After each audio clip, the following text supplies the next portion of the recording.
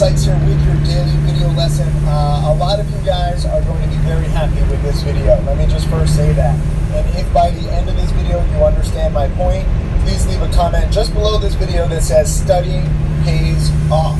And this is the key. I have the most video lessons, DVDs, and webinars of anybody, and this is why I have the most successful students.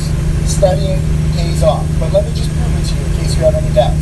And by the way, if you go on properly, you can see all of these webinars. It's not just me. You know, my top students like Tim Bowen, Mark Crook, they have their own tickers now because they're giving webinars. Tim Grattani, my top student, who's now closing in on $5 million in profits, has nearly, 70 live webinars. Q&A, live trading. The other day, a few weeks ago, he made like $7,000 live, showing the screen. Pretty cool. If you want more content, guess what? Look at this. We have all these different categories for my video lessons. I have over 5,000 video lessons. And look at this. You go on the left-hand side of properly, we have all these DVD guides. They are must-watches because studying pays off. And let me just prove it to you with this Daily Mail article. A rookie card player just the other day won the World Series of Poker. He made $8 million. And he got some nice jewelry. Look at this guy. I love this guy. This is the American dream. This is the everything dream. Where, you know, he's 25 years old and now he's literally a multi-millionaire overnight. No experience whatsoever. If you read this article, I'll link it just below this video too. There were 120,000 entrants from around the world. And this guy, you know, he had some ups, he had some downs, but he banked. The second guy, I don't feel too bad. You know, he still made $4.7 million. But I love this, that he brought his supporters, you know, he brought his friends, and this is just, you know, amazing. Look at this. He has t-shirts that says, "Is this real?" And others declare that I don't like folding. And let me just show you some good quotes. Look at this. This is a little jewelry that he got on top of the money. But look at this. So he's a graduate of Temple University. He's a regular on New Jersey online poker sites, but never cashed in on the World Series of Poker. Okay? His total live winnings stood at $300,000. Not bad, but still, you know, nothing huge. And he says that money is not what motivates him to play. His payout will allow him to do whatever he wants, which is what I say in a lot of my video lessons. And he's fortunate to live in New Jersey because it's one of 3 states where online poker is legal. That's cool, you know. So he's a poker player. I don't want you to think that poker and the stock market are the exact same, but they are, you know, games that can be won based on skill. It's not luck. A lot of people think that poker is luck or that, you know, stock trading is luck. That couldn't be further than the truth. Okay? This is the great quote that he says. After the tournament, he credited his many hours on the online felt for helping him win the main event. The best way to get better at anything is through repetition and practice. He says when you play online in New Jersey, it's hard for any live pro to see even close to the amount of hands that I've probably seen in the last 2 years. So he has been studying online. And this is perhaps the greatest online success story, you know, in the past few years. You know, if you look at my top students, several of them who are the hottest, Stephen Dux, you know, 22-year-old, just passed $900,000 in profits. He's been studying. You can watch that interview. Tim Grattani, he was at $4 million. I don't have good internet here, I'm sorry. But he started with $1,500 and he's made over $4 million. And he's studied his butt off. And if you remember, you know, when I was going through this list, where was it? You know, he has his own ticker here, Grattani. So you can learn from his webinars. And these are all of his webinars. If you're a challenge student, you have access to all these archived webinars. And everybody else, you have access to these, you know, categories with the video lessons. And if you get these guides, you have access. So when he says this, when you play online in New Jersey, it's hard for any live pro to see even close to the amount of hands I've probably seen over the last 2 years. So one of my students sent me this article and he was like, wow, this is just like stock trading. And it's really true. You get experience live trading. You get experience from watching trades, even if you're just paper trading, using stocks to trade ideally, or if you're just watching these stocks. You know, the more supernovas you see, the more experience you get. But this is the beautiful thing about studying the past, and this is what truly makes my top students so successful. They get to study the past, okay? You get to study the past too, but a lot of you are not. I look at how many hours people are spending, and they just don't want to study the past. The vast majority of you guys just want to study whatever's hot right now, my current day's watch list, you know, the biggest percent market, pre-market gainers, and you live very much in the now. And that's a very newbie type way of learning and trading. And, you know, you're not going to do terribly, okay? You know, follow rules, like cut losses quickly. But the way that this guy and the way that my top students and I have done so well, against all odds, is studying the past through repetition and practice. I have so many articles on this. You know, a few weeks ago I posted about Ray Allen. Let me pull up that article. This was on TimothySykes.com. Ray Allen. This was a picture I took. I used to go to Miami Heat games all the time when they were really great. We sat courtside. Brought several of my top students, like Mark Crook, several times. And Ray Allen is one of the greatest three-point shooters ever. And if you read this whole article, An Athlete's Guide to Stock Trading, you know, he talks about it's all boring old habits. And he gets you the exact quote. Sorry, this is being filmed live during the trading day. There are alerts going off. That was Superman. Boring. Let me search for boring. Okay? There's 13 mentions of this. So this is what it says. So he's writing a letter to his younger self. He says, he's talking in the third person. He wins championships in Boston and Miami. The personalities on those two teams will be different, but both teams will have the same thing in common. Habits. Boring, old habits. I know you want to let me in on, or I know you want me to let you in on some big secret success in the NBA. The secret is there is no secret. It's just boring, old habits. And now we have another example here with this guy where it's probably more relatable because, you know, an NBA player, okay, you practice all your shots, but, you know, if you're not 6 feet tall or if you're not necessarily athletically gifted, you might not even make it into the NBA. It doesn't matter how hard you practice. Poker, stock trading, look at this guy. He's not making it to the NBA anytime soon. I'm not making it to the NBA anytime soon. I would venture to say that the vast majority of my students are not going to be professional athletes. Although I do have a few professional athletes, you know, students who are great. Roland, my newest six-figure student, used to play pro soccer, and he got injured, and you know now he's made $150,000. So it's kind of sweet when pro athletes understand the work habits and they understand, you know, the journey that you need to take to be successful. But this is new proof that it is about boring old habits, and he has studied his butt off online the last 2 years, okay? He hasn't been working out for 2 years, okay? You don't get abs like this by, you know, doing sit-ups for 3 hours every day.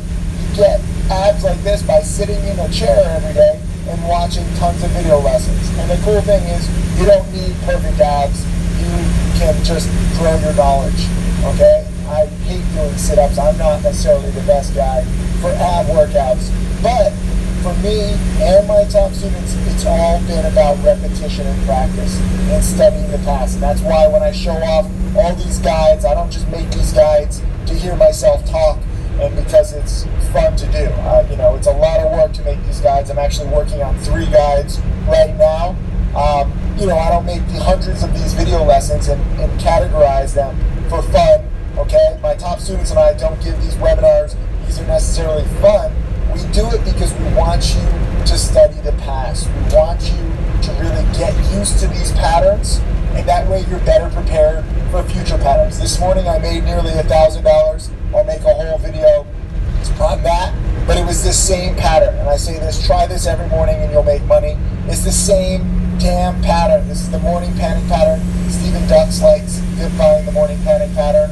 You know, I have example after example after example. And it's because I've studied it, I've witnessed it, and I've profited from it. And no 2 stocks are exactly the same, no 2 bounces are exactly the same, but by studying the past, you get better prepared for the future. So this is my little, you know, just reminder to study the past, because my team and I have worked our butts off on creating this massive educational content library, and the patterns repeat. And that's really one of the secrets, if not the single biggest secret to my success. I've seen so many patterns. And guess what? You don't have to necessarily study the past, okay? If you want to just study every single day and experience every single thing every single day the way that I have over the past 19 years of trading, by all means do that. But by studying the past, you cut down your learning time. You cut down on your learning curve. This article is titled Rookie, okay? Rookie wins the World Series of Poker. And to the outside world, I mean, this seems phenomenal. Like, how could this guy come out of the blue and win this thing? Like, rookies don't usually win. Like, normally you need experience. I mean, even if you're like the best football player in the season, like Cam Newton was, when he just dominated the league, he failed miserably in the Super Bowl. A lot of first-timers, it takes 2, 3, 4 times in big pressure situations before you can finally come away with it, because, you have nerves. Like, if you're a rookie, if it's your first time, in the spotlight. And yet this guy, let me remember his name. I don't even know what his name is. Scott Bloomstein, okay? My fellow Jewish friend, probably. Guess what? He has been studying the past 2 years. I just love this. I need to read this quote one more time, just so that you understand. Maybe not hand is the best word. Online. It's been 2 years. There we go. When you play online in New Jersey, it's hard for any live pro to see even close to the amount of hands I've probably seen the last 2 years.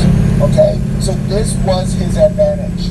He took advantage of the online world. He took advantage of living in New Jersey, but mainly he took advantage of online and practice, and he increased his education faster than a lot of the people who like to play live. I'm sure it's more fun to play poker live. Mingle, you're at these fancy casinos. The casinos are comping you drinks and dinners.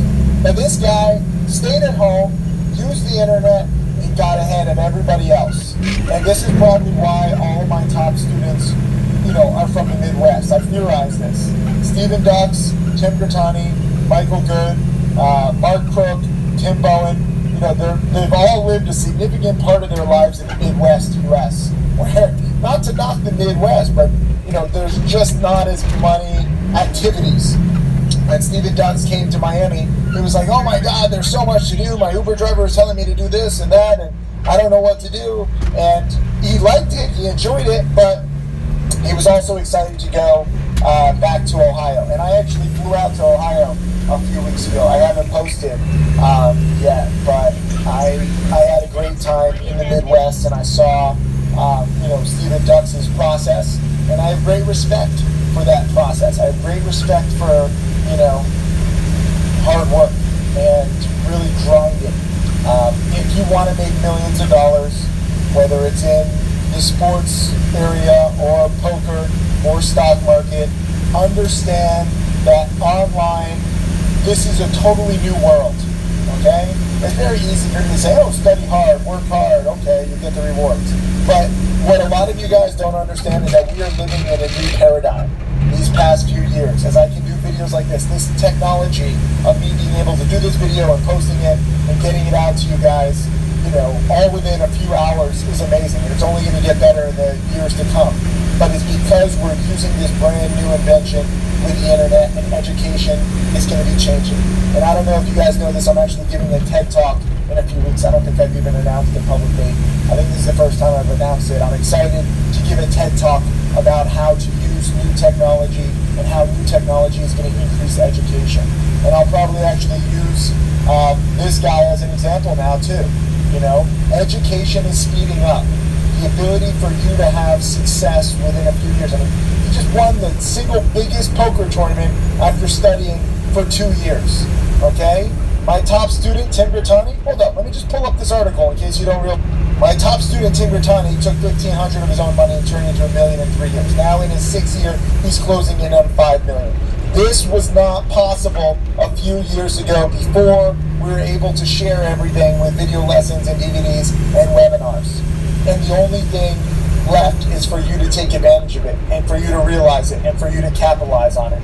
You know, too many of you have access to these resources, and you're just, you know, not taking advantage, and I hate that. So I'm trying to snap you guys out of it and take advantage of my team and my I don't even know good English, all our hard work.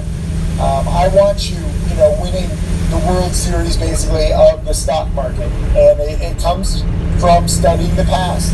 And you guys can ask questions, and by all means study in the present and train in the present, but don't ignore the past. Let this guy Scott's beautiful face and cash that he just won after 2 years of study inspire you.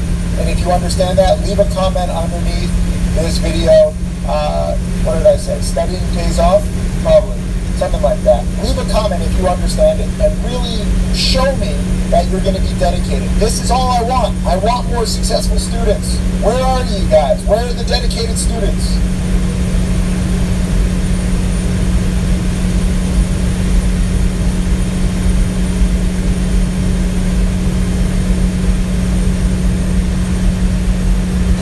Okay, I want to take some time to talk about this Tim Skyke's video. What I realized and what I stopped. That most people who are trying.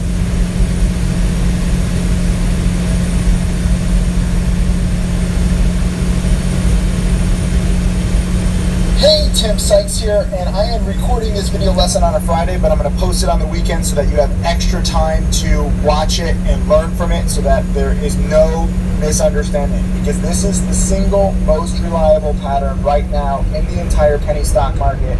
Doesn't matter even if you have like $1,000 account, this is the pattern where you can grow your account by 20, 30, 50, 60% inside of an hour. I know that sounds like BS, I know it sounds crazy, but it keeps happening again and again and again. So please, if you understand me at the end of this video lesson, and I want you to watch it all the way through, leave a comment saying, this will happen again, okay? This will happen again, 4 words, and only leave that comment below this video lesson if you truly understand it by the time I'm done, because this play, the opportunity is gone. You missed it.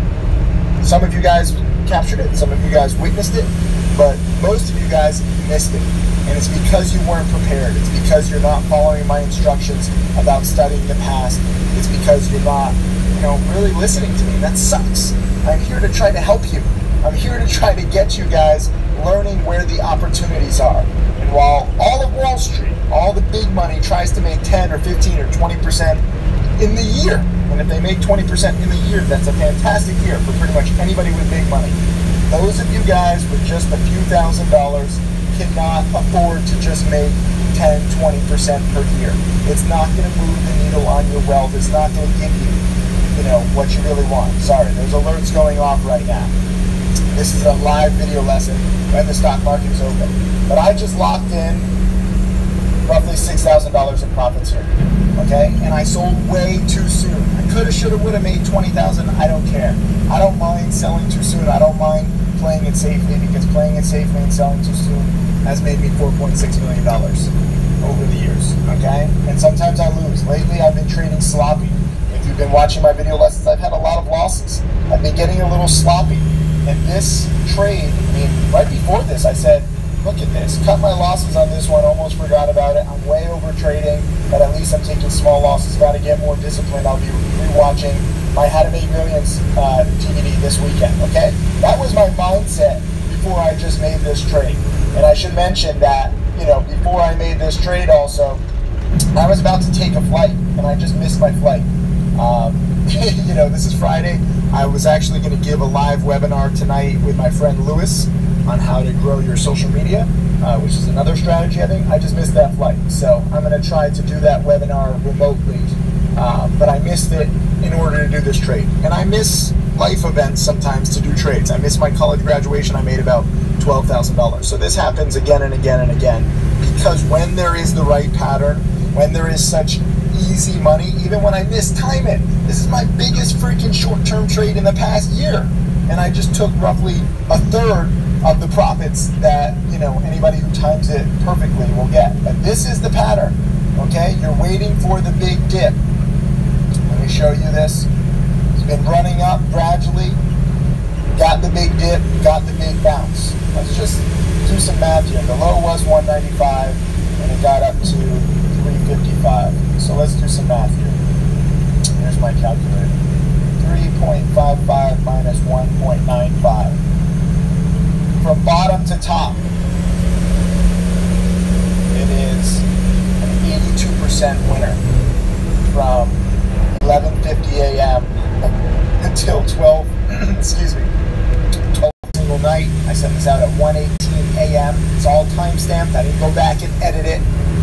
But I said EMMD is now very overextended. But unlike the early shorts like me who simply cut losses, I was shorting it earlier, by the way.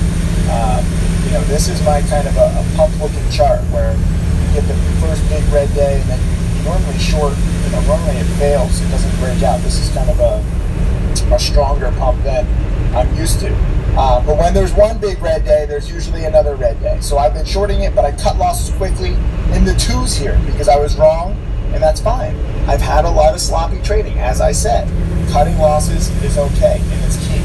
But now I said, look at this. I'm very thankful for, you know, aggressive short sellers. There's a lot of short sellers who don't believe in cutting losses quickly, and they are getting absolutely massacred on plays like HTGM right now. HTGM just keeps going, and they're trying to make a fundamental case of how HTGM is worth $1 or $2. Hey, dumb fucks. These stocks don't move on fundamentals, okay? You can make your fundamental case. Tell it to the lawyer. Tell it to the judge. Because these stocks don't move based on fundamentals. They move based on, first, price action, volume, you know. And this stock is traded 40 million shares. The fundamentals don't matter. EMMD, no fundamentals also. So why should you buy a stock with no fundamentals? So this is, you know, the chart pattern that I took a picture of.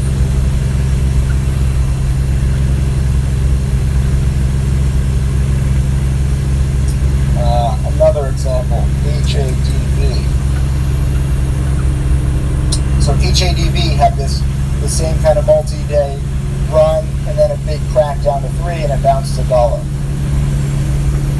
Let me show you a quicker one. This one was a quicker bounce, but you see the panic down to 3, and you see the bounce up to 380. Same exact chart. Too many things going on here. Getting into real estate, I'm studying. CNAB. There's another one. Look at this. Okay?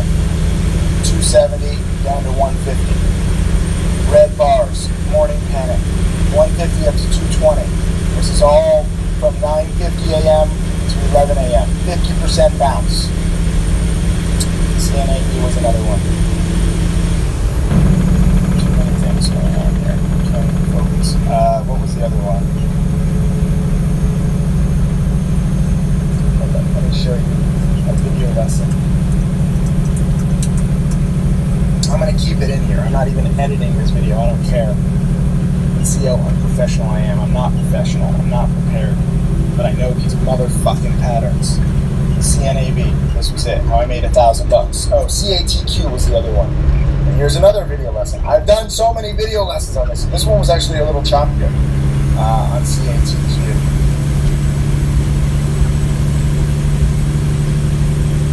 But this is the same thing. This is from TimothySykes.com. The seemingly unchanging $1 million stock market profit pattern. This was from 2010. Same exact run-up, same exact crash. Okay? And this was when I frankly, back then I was shorting, because the bounces weren't as good, but there still were bounces. So I'm always looking for these, you know, multi-day run-ups and these crashes, especially on pumped-up stocks, because they bounce nicely. So the key is studying the past. Okay, this is video lesson 4,200. This is video lesson. Is that the same one? This is 4,210. This is 4,203. Okay. This is why you have to study my past video lessons, okay? It is all in here. If you study the past, you are better prepared for the future. And I'm very proud of a lot of students. Here's Eduardo. You know, he bought it at $197. So don't tell me you can't get filled at the bottom. I alerted it in the chat room before I even alerted my buy, before I even bought, okay? So understand that. I try to give a heads up so that you can understand. This guy made 60% on his overnight position on HTGM and now 60% on EMMD. Javier was playing the guitar when EMMD bounced and he made a quick $160 on a $2,300 account.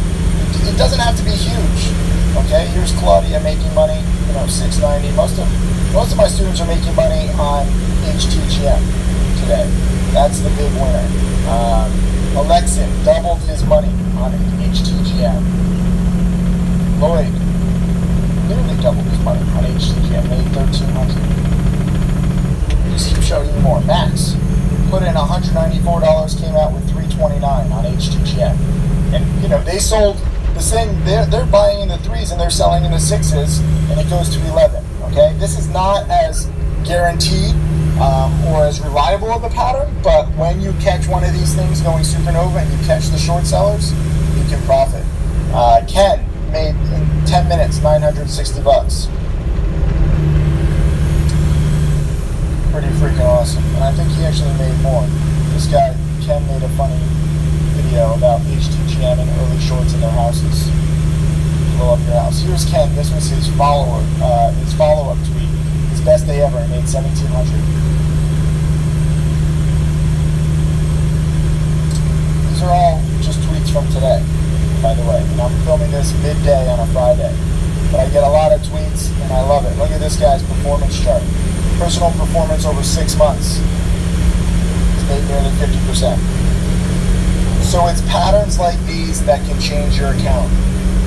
How did I know 195 was the bottom? I didn't know. You know, I don't know the exact thing, but when a stock is panicking like this with all these red bars and it starts bunching up here, you know, you look at these red bars, they're very spread apart. You know, 1, 2, 3, 4, 5, 6, 7 minutes where it goes from basically 314 down to 2. This is absolute panic. And you can see the volume is kind of crescendoing. So look for that volume crescendo and look around key numbers. Like what? So it's patterns like these that can change your account. How did I know 195 was the bottom? I didn't know. You know, I don't know the exact thing, but when a stock is panicking like this with all these red bars and it starts bunching up here, you know, look at these red bars, they're very spread apart. You know, 1, 2, 3, 4, 5, 6, 7 minutes where it goes from basically 314 down to 2. This is absolute panic, and you can see the volume is kind of crescendoing. So look for that volume crescendo and look around key numbers. Like what should this stock do? I mean, if it wasn't going to bottom, it should take out 190s very easily because there should be a lot of stop losses at 2, but it's already down from 4. So you're buying a stock down 50%. There's no news. First of all, I should mention, don't just dip buy anything. Sometimes these stocks drop, like there's a new expose, there's some investigation being launched. You don't dip buy those, okay? Because that means, guess what? Like the company actually is in trouble. There is no news when this stock drops like this. This is just panic selling and stop losses going off, and people who think that they're using stop losses and they're protecting themselves when in fact they're just creating panic. There's a lot of assumptions out there. If you use a stop loss, you're safe. Well, on OTC stocks, you can use your stop loss. It doesn't mean that you're going to get executed. And part of the reason why I don't use hard stops is the market makers see all the stop losses. So if I'm a market maker for EMMD, I'm sitting here watching it drop a little, watching it drop a little. I see all the stop losses maybe at 3 and 275 and 250. People like to use round numbers for their stop losses. And I'm just like, well, I'm a market maker. Let me execute and, you know, kind of take out the feet, swipe out the feet from all these people with stop losses. And guess what? That way, the stock will drop even more, and it'll be kind of a fantastic opportunity to dip by the panic. and market makers do this. So if you're using a hard stop, because you're not paying attention, because you're lazy, like most penny stock traders and investors, they just want to, ride the run up. And by the way, EMMD, I mean, even though the panic today, I mean, this is a multi-day, multi-week runner. This is one of the strongest stocks in the entire stock market for the past month. But that opens the door to a lot of lazy investors and traders who just think that it's going to go up and up and up every day. And then in case it doesn't go up, they use their hard stop, put in their stop loss, and they'll say, oh, I'm protected. You are not protected. You're just lazy and ignorant fools. And I'm sorry to call you out like that, but that's the truth. This is why 90% of traders lose money. It's because they're lazy. And if you are meticulous and you wait for the right opportunities like EMMD, you can profit off those lazy people. There are people who bought the stock, whenever they bought the stock, whether they're buying it at 150 or 2 or 3, and they think that they are just playing it safe. Even if they're not watching it, they're like, oh, well, I'm safe. I'm just going to use a hard stop. And that way, if the stock drops, I'll get out automatically. I'll get a nice little alert on my phone or whatever. And they think that that is the safe way to play it, because there's so many fake-ass teachers out there who, say, oh, just use stop losses. That protects you. That does not protect you, especially on OTC stocks. And this is what happens when you learn from the wrong people, specifically in the penny stock world. If you learn the wrong things, and you learn what everyone else is learning, you will get crushed. This is why I love teaching, and this is why I love this pattern. And I sound all wise and knowing right now, but I had a shitty week. I had a shitty month before this trade. So this is a reminder for me, just as much as it's a reminder for you, to focus on good patterns.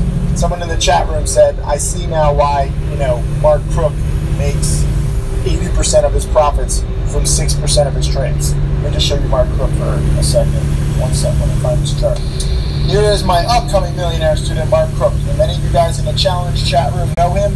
He's giving exclusive alerts to my trading challenge students. He's making exclusive video lessons for them. And he's also giving webinars and mentoring trading challenge students. So not only is he profiting nicely, not only is his profit chart amazing, not only has this strategy changed his life, he was working in a cubicle job in Texas before he met me and started learning, he's also helping teach others. But if you go through all of his trades, and he's only winning 55% of the time, he has discipline problems like I do. We trade too many different setups. We're greedy Jews, both of us. Let's be honest, right? We're taught this way from the very beginning. When most kids are playing with like little toys, we're playing with like dollar bills. I wish I were joking, but I can make Jew jokes. I'm Jewish. You can't. Most of you. I make jokes, okay? I try to keep this thing fun and happy. Finance can get boring and cynical very quickly.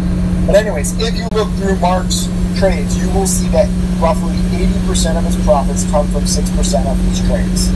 And maybe I could do a little better. I definitely could do a little better. Waiting for patterns. How about that? That was BMTC. That's another play that's spiking right now. That's irrelevant right now. Waiting for patterns like this.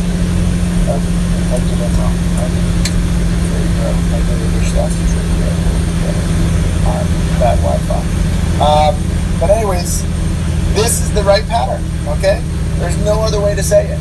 And I need to do a better job waiting for these kinds of plays. I've been over trading, and this is a great, great lesson for me. So I'm going to watch this again and again. And I have to repeat myself again and again, because there's nothing bad with, there's nothing wrong with repeating something. Sometimes it takes you a few times to get it.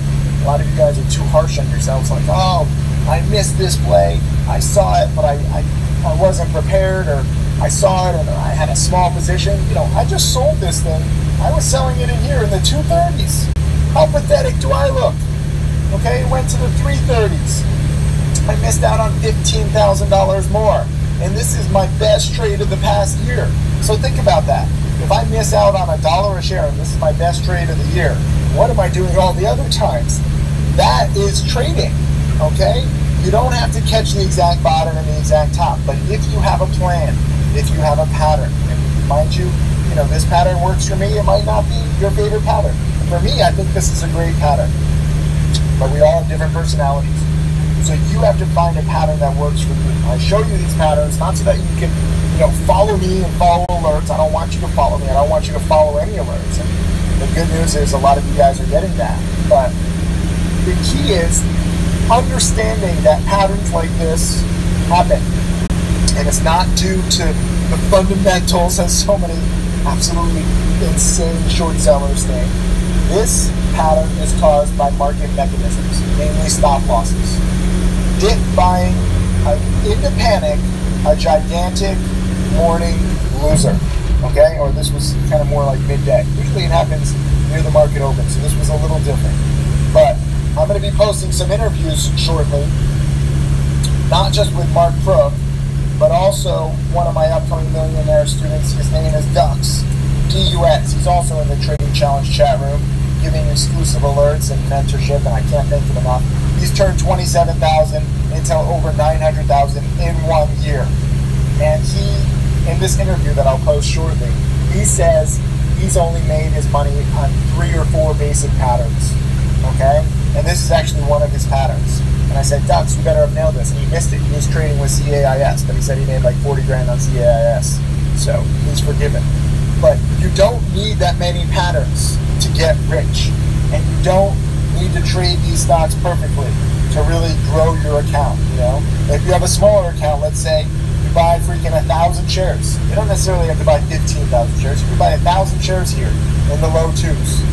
So you're putting in roughly $2,000, $2,200. And within an hour, you're up $1,000. Okay? Theoretically, this should be impossible. If penny stocks were truly as random and, unpredictable as the world seems to think, there's no way that you can put in $2,000 and come out with $1,000 profit inside of an hour. How do you spot these? That makes no sense. This is the lotto. Of course, some people are going to win, or most people are going to lose. No, fuck all of that. Fuck all of those assumptions. This pattern happens again and again and again. And I have 2 dozen examples just in the past few months. And it's almost exact. It's eerily exact. Okay? And I don't want to teach you to memorize specific patterns, but this one seems to really work because of the stop losses and because, frankly, when it fails to break below a key level convincingly, like it did break $2 a share. It wasn't like there were a ton of dip buyers here at 201 and 202 and 203. It broke the key level of 2, but then it only got to 195. This is a weak breakdown, and I wish I had been filming live. You would have seen, the level 2. Right now it hasn't been trading much because this is midday, but what you also would have seen is that, there just weren't that many big bidders, and there weren't that many big sellers here around 2. So when it's dropped, really quickly, all in pretty much 7 or 8 minutes because of stop losses, when it fails to break convincingly below a key level, that makes it a potential.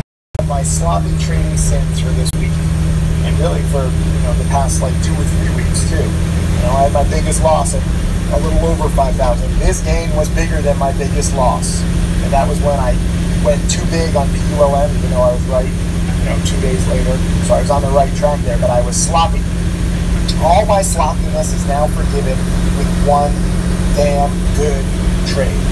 And this damn good trade, I didn't even trade it, good, well. Okay, I captured roughly 1/3 of the profits. So you have to understand what I did right, what I did wrong. What I did right was I totally was prepared for this. I even alerted the chat room before I bought.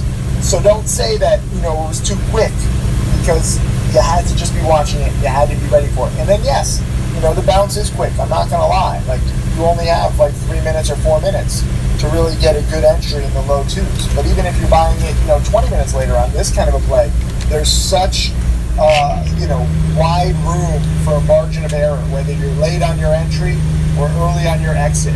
When a stock bounces 80% in 30 minutes, you can be 10, 20% late, and you can sell 10, 20, 30% too soon and still have a solid profit.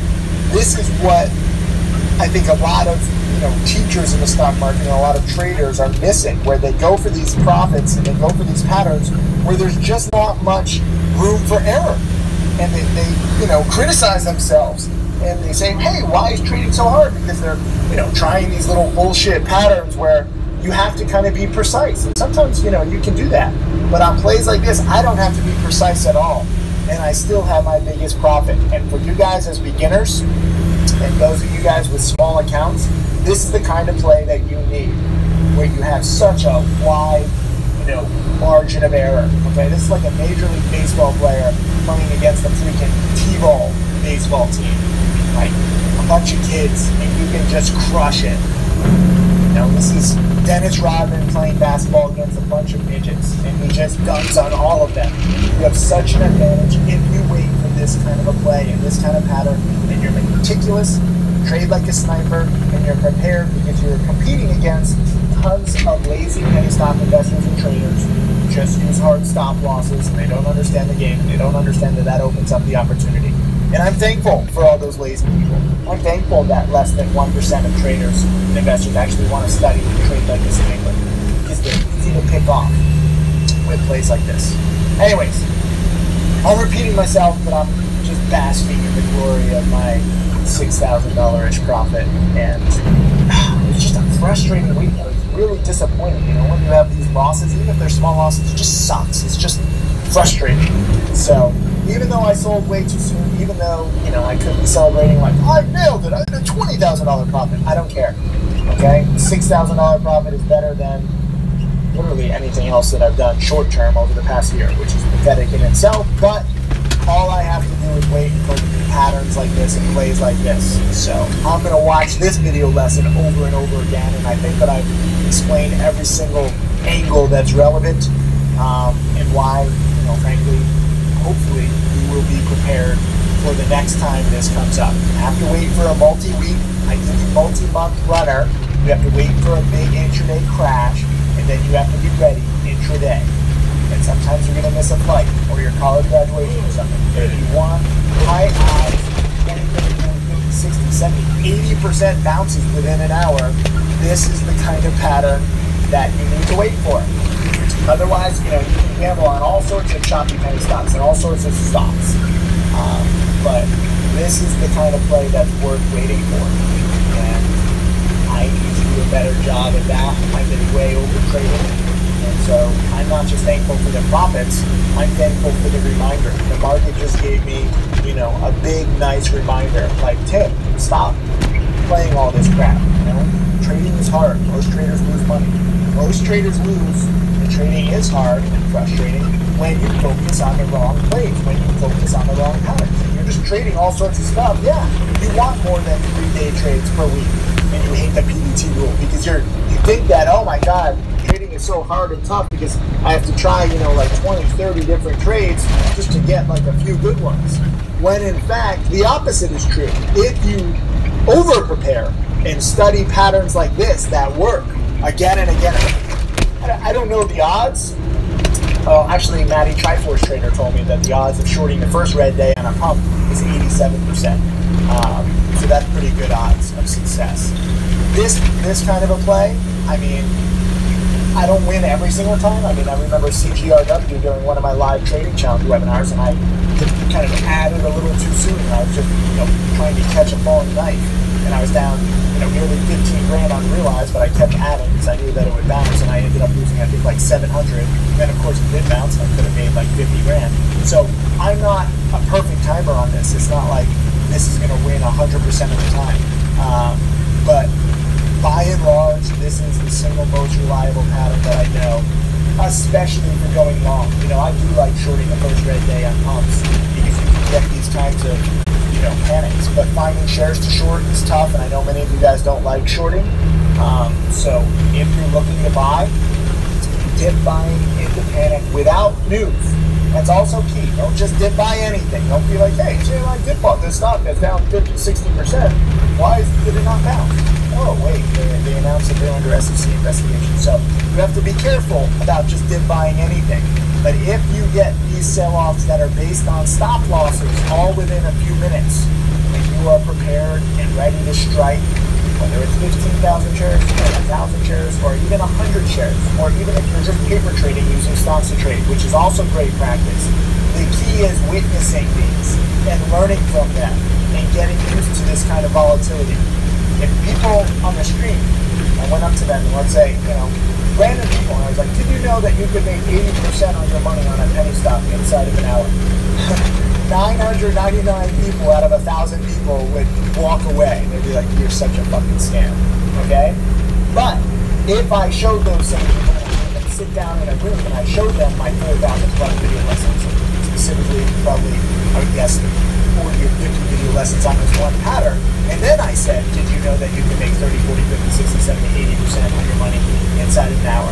If they actually watch these video lessons and focus on the right patterns, every single one of them would say, wait a minute, this is predictable.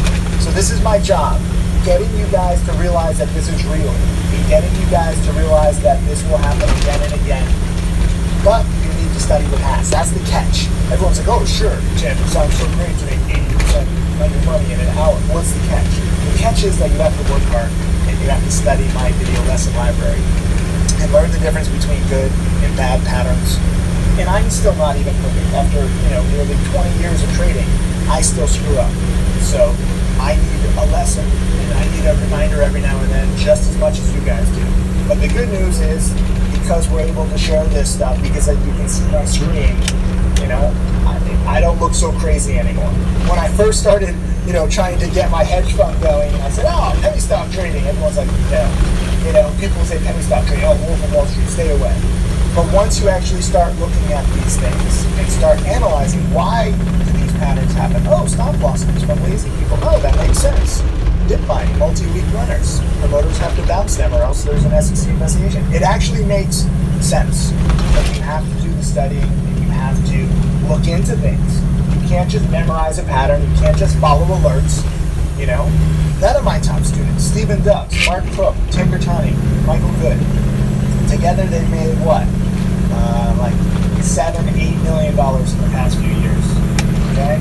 And me, I've made nearly $5 million. So collectively, we've made over $10 million.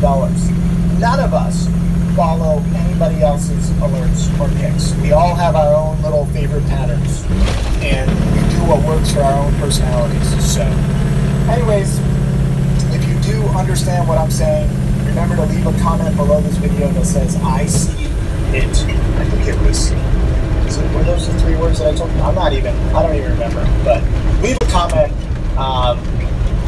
if you want, if you understand what I'm saying, with the 3 words, I see it, or whatever the 4 words I said earlier. I think I said 4 words. I'm not prepared. I'm not professional. But I have good patterns. See you guys. Thank you very much.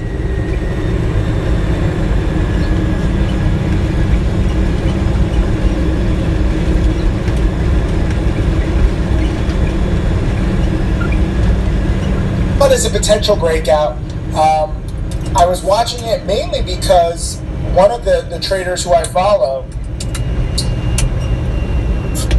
welcome everybody to the end of May 2015. I just wanted to do a quick review of some recent trades and recent spikes to help you understand how to spot these stock spikes ahead of time so that you can do this on your own. This is a great message from Lucas. I'm going to highlight a few students because I'm overwhelmed by all your messages. Thank you again. We had a record month. We just are coming off a record week. I count $1.3 million in subscriber profits. More of you are making 500, 1,000, 2,000, 5,000, even 10, 20, 30,000 in a day or two. It's very rewarding for me. And this is just a good visual, and it makes me hungry. Lucas is 14 years old and he's learning, and now he has a Kobe steak. Freaking awesome. Good job, Lucas. Here is free bands. Just finished watching Timothy Sykes get his DVDs. I feel like a lion among sheep. And that's what I want these DVDs and video lessons to do, to empower you so that you have skills that other traders don't, so that you understand the patterns. You're like, wait a minute, when you see something, I've seen this before, I think I know what's going to happen. And that will give you an advantage on every single trade. Here is Rashidur Rahman, 4th day trading. And he says, I love Timothy Sykes and penny stocks. He's up 1,300 on a day, 1,400. You're like, you should never buy junk. Really? You're not going to... Hey, Tim Sykes here with another video lesson. I'm actually filming this the evening of January 3rd. I'll be posting it on January 4th. I've got a crazy day on January 4th. I'm traveling a little bit. So I want to review this because I'm getting so many questions about IBXG. This is what it did all in one day. From the 4s pre-market up to 14 and post-market, it's down to the 6s. And it closed, in the 7s and 8s. Crazy, crazy, crazy, crazy volatility. And you need to get used to it. You should not be scared of it. You can take advantage of it and you can profit quite a bit, as my students have learned to do. This is the ideal kind of volatility. This is the ideal kind of volume. It traded nearly 20 million shares today, so this isn't like some illiquid little penny stock. This is a very actively traded, very volatile penny stock. And for as much as the world hates on penny stocks, guess what? I've been cataloging this exact pattern for 2 decades. It made me a millionaire, and now it's made several of my students millionaires. So you have to study the past to be better prepared for the future. People can make fun of my video lessons and my DVDs and me. Hey, Tim Sykes here with another video lesson. I'm actually filming this the evening of January 3rd. I'll be posting it on January 4th. I've got a crazy day on January 4th. I'm traveling a little bit. So I want to review this because I'm getting so many questions about IBXG. This is what it did all in one day. From the 4s pre-market up to 14 and post-market, it's down to the 6s. And it closed, in the 7s and 8s. Crazy, crazy.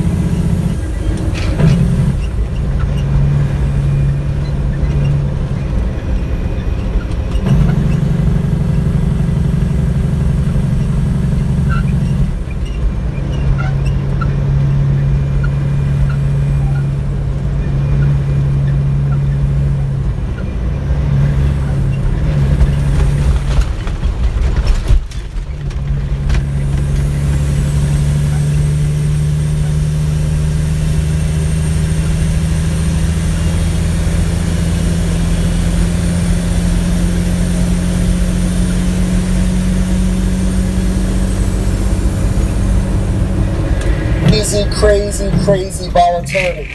And you need to get used to it. You should not be scared of it. You can take advantage of it and you can profit quite a bit, as my students have learned to do.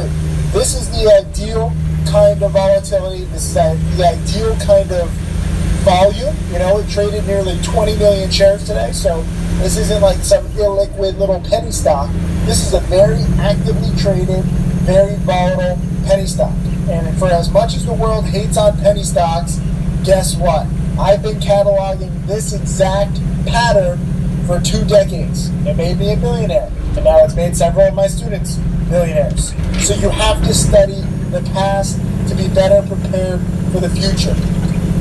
People can make fun of my video lessons and my DVDs and me. I don't care as long as you study the past. Because right now we're going to be talking about this pattern and this stock. This play is done with right now, okay? So if you're asking, what do I do now? I don't care. The stock is done. When it goes from 4 to 14, that is best case scenario. After that, it is dead to me. It's a potential short, sure, but I couldn't find any shares to short, and I wasn't even really looking for shares to short. This stuff is scary to short. What you have to do is plan it from start to finish. And that is where my trader checklist guide comes in. I'm going to analyze this stock in just a little bit, the ups and the downs of how I would have traded this, how I would have planned this. I didn't even trade it, mind you, okay? I traded VBIO. I made my little few $100s on my $5,000 account that I'm starting with this year. Grew my small account nearly 10% in one day. I made a video lesson about that yesterday. Today we're going to be talking about IDXG, and I'll go over it using the Trader Checklist guidelines. If you have not seen my Trader Checklist guide, you just have to go to traderchecklist.com, okay? It is free right now. You go to traderchecklist.com and you watch it because it is 11 hours. I will not repeat this again. It will not be free in a little bit. So please take advantage of this. Also, please take advantage of this Profitly sale. 30, 40, 50, 60% off annual newsletters and DVDs. It's not going to last more than a few more days. I'm tired of everybody procrastinating. I'm tired of everybody asking, please just extend it. I'm extending it because I'm a nice guy and I want you to invest in your education. But at some point, it's like, come on, guys. You either want to learn or you don't. And these savings should push you over the edge. If these savings don't push you over the edge, then these testimonials should, because my students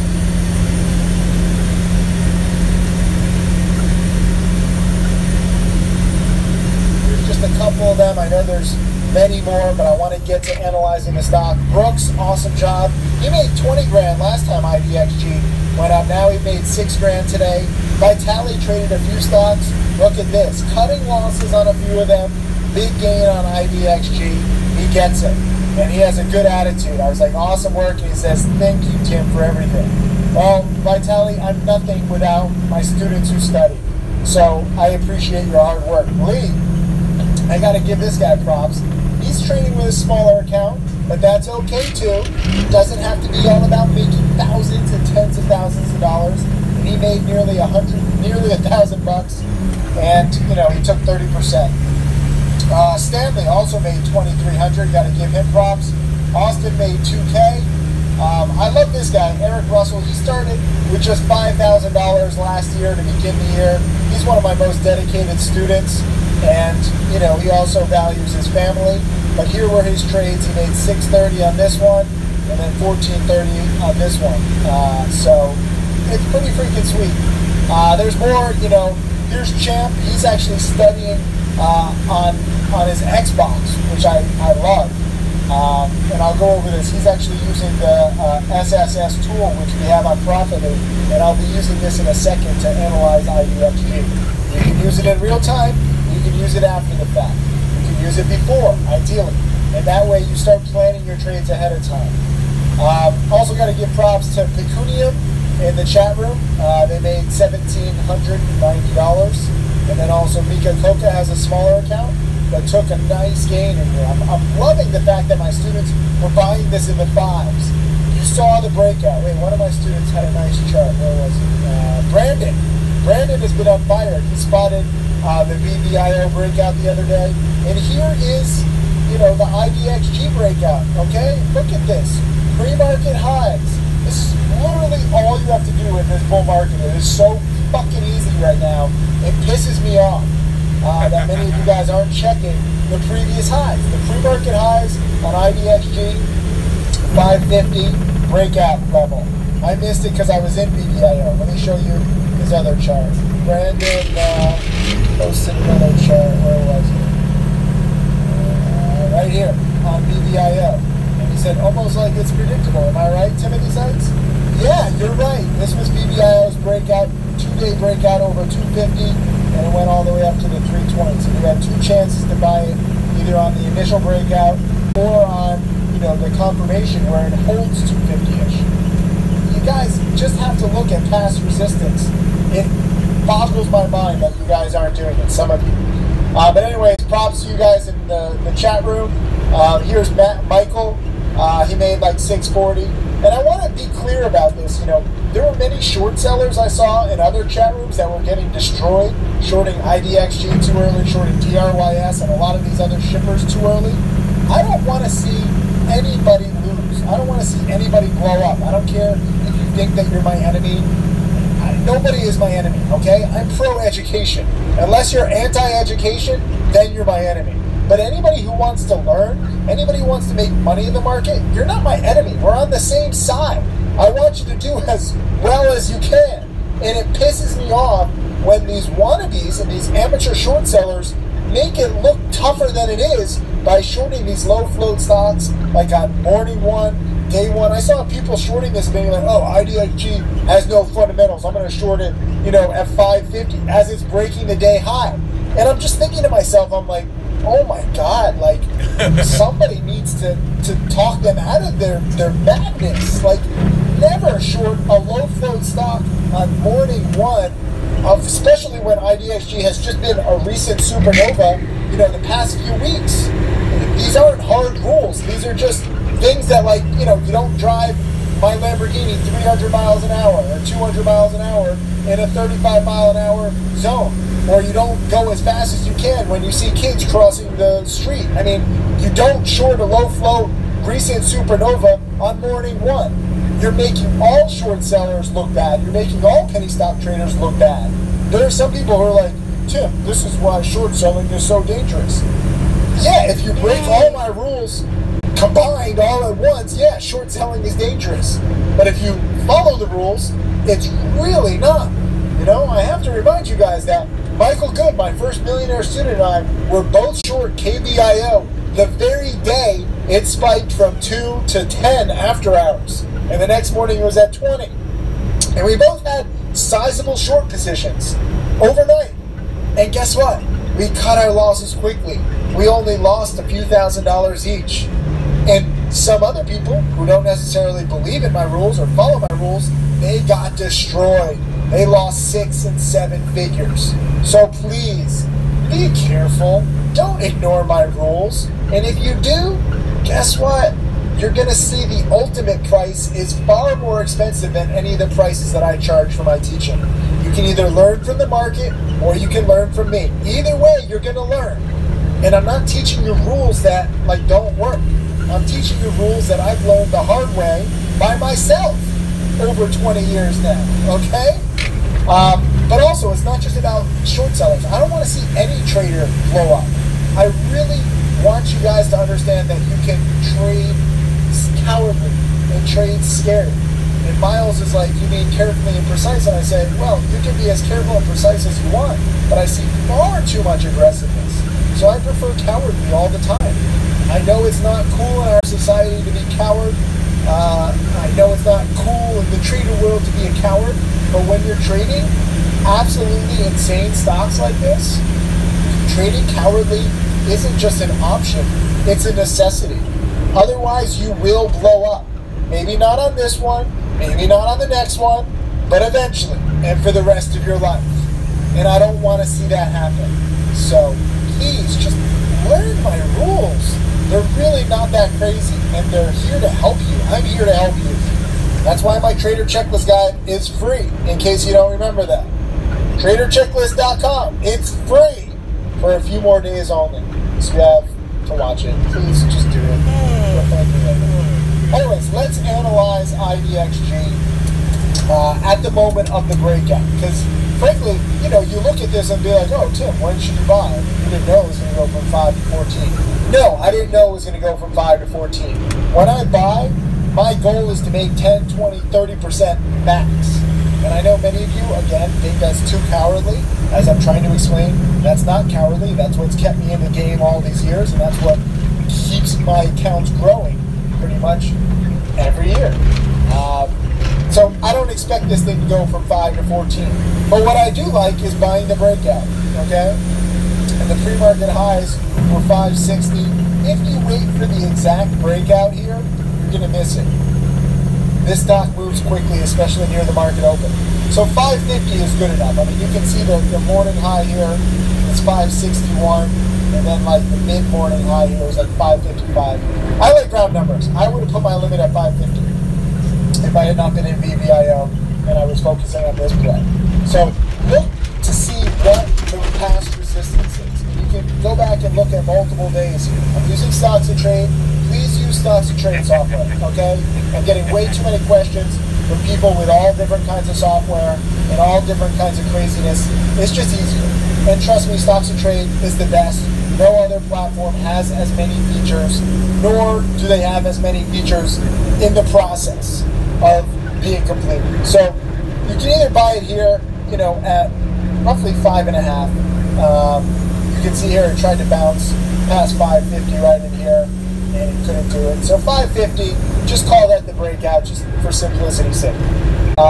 If I had been buying it at 550, I would not have been holding it to 14. I would not have been holding it to 12. I would not have even been holding it to 10. I would be in at 550 with the goal of selling here in the mid-6s, max, to make $1 a share, 20%. This would have been my trade. So even if I had done it, okay, understand that I'm trading with a $5,000 account primarily in 2017. So if I'm trading with a $5,000 account, at most, I would be buying, let's say, 600 shares here, and I would try to make $600, $1 a share, and I would have gotten it. Instead, I made $400 on VBIO, so it doesn't matter. But with a $5,000 account, and many of you guys are trading with a smaller account, you just have to aim to make a few $100s. It adds up over time. Don't go for home runs. So let's analyze. Pattern and price. If I had been buying this at 550, and I know many of you are like, well, Tim, you know what it was going to do, so you can't go back in time, and that's hindsight trading. Well, I don't care if it went to 14. As I said, I would have been out at 650 max. Even if it didn't get to 650, that doesn't change the way that I'm going to prepare for it. Pretend I have no idea what the stock is going to do. That still does not affect the way that I would prepare for it any differently. So yes, you can go back in time and analyze what the stock would have looked like at your time of potential trading.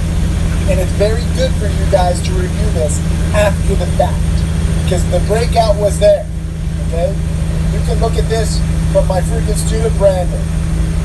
He hasn't been trading that long, and he's spotting the breakouts very nicely. Where was it? He's watched Trader Checklist, by the way. Where was his Trader Checklist? Right there. Look at this. He's got some badass pictures, and he's got Trader Checklist over there. He says, you have to do what others want to achieve what others don't. Wow! Look at this. Brandon, good stuff, man. I'm sorry I didn't see this sooner. And I'm getting like literally 300 or 400 tweets, sometimes 500 tweets lately, every few hours. So I'm sorry if I miss your tweets. I know some of you guys have been like, oh, respond to my tweet. I'm overwhelmed. Here's Brandon, and this is the clear 550 break, okay? Pre-market highs, classic morning breakout. So look at the pre-market highs and look to see if the volume is huge, which it is. This is a recent supernova. We have some good news today. Ignore all the nasty trolls on Twitter and other websites where they're like, you should never buy junk. Really? You're not going to buy a stock that goes from 4 to 14 just because it's junk?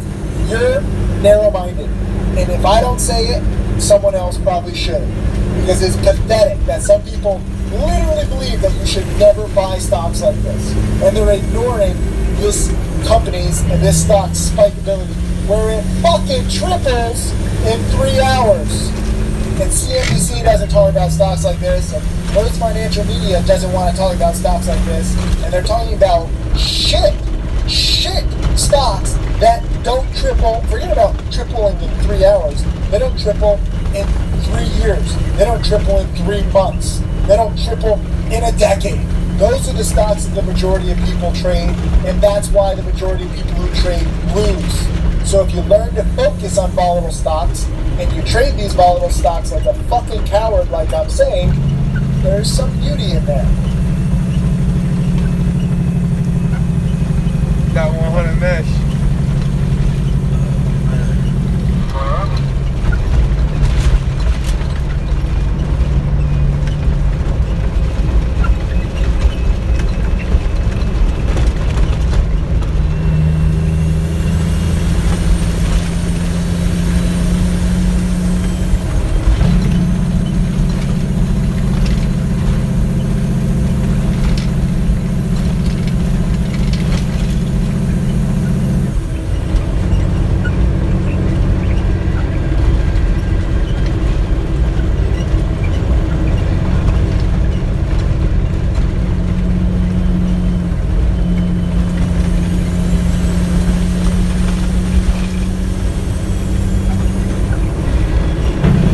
Jake, you copy?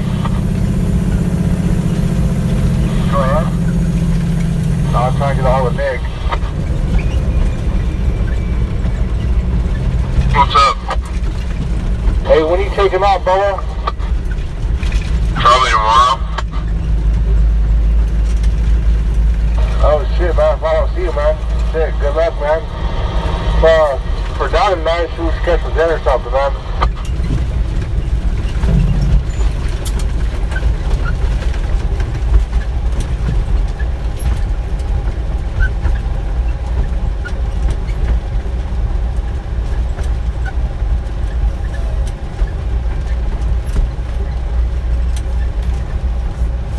Hey, Pusher, what's...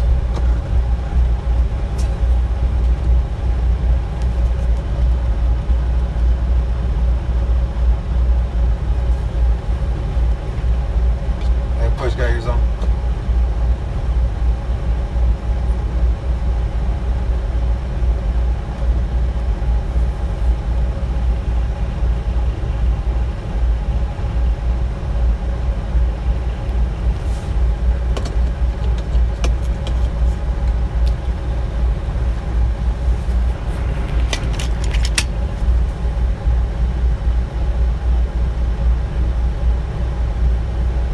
Okay, that ass truck's leaving. Nick, you can come on in when you can, and you're going to be going into mover 3, then 1.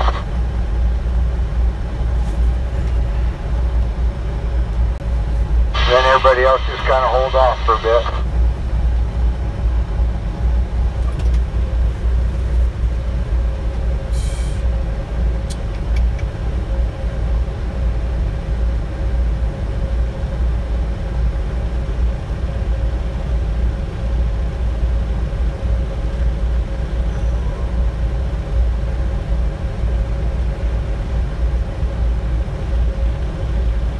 Alright, I'm on my way.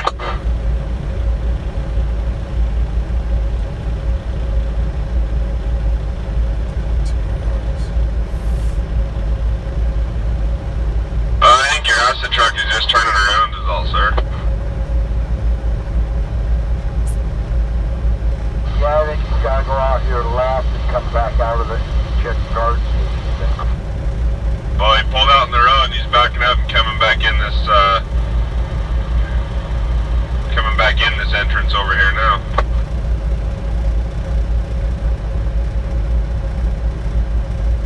I'll give him a minute or two.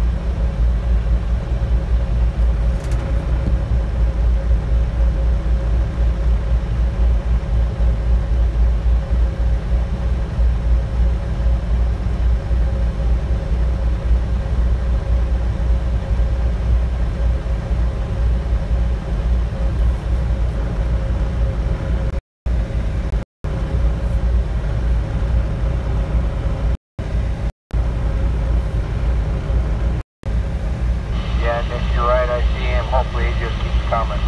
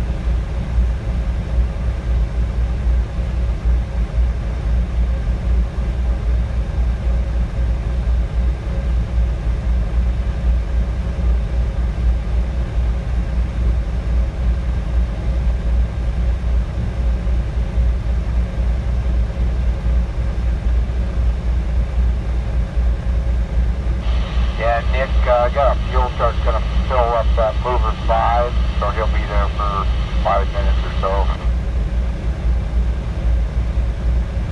Alright, I'll pull over right here and wait for him.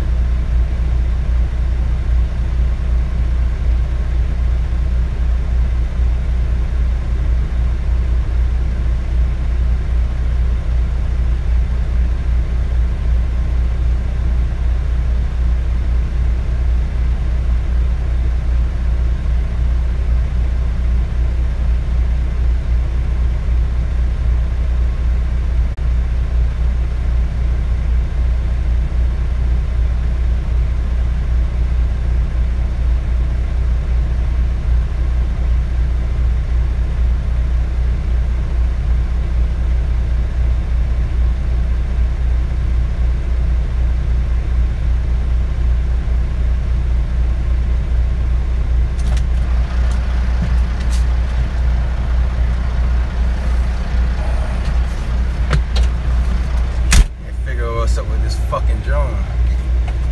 Drone don't want to fucking fly right. Hey, buddy, come on in.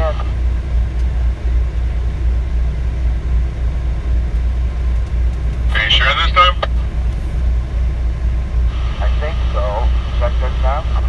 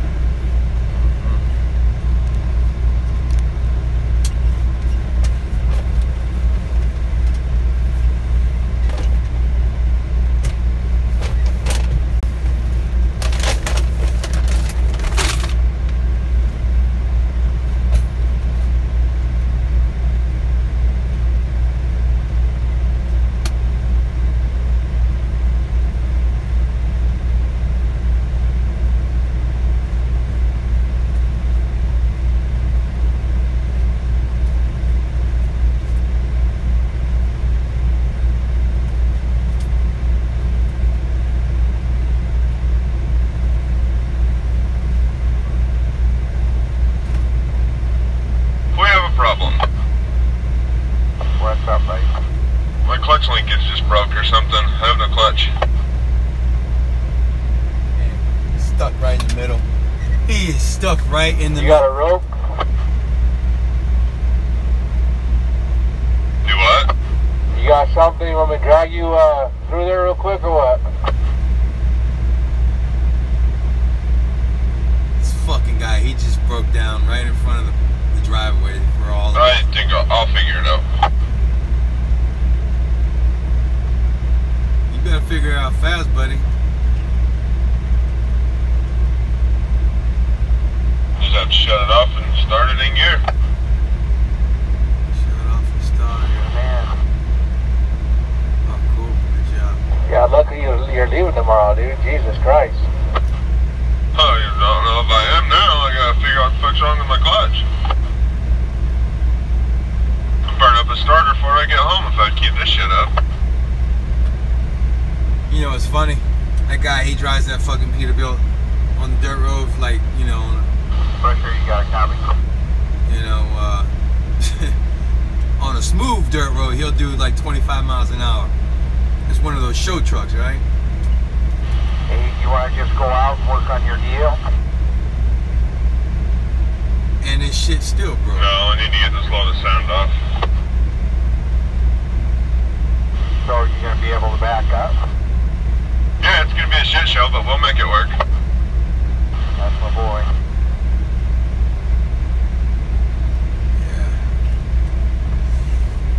Yeah, man. My boy Blue.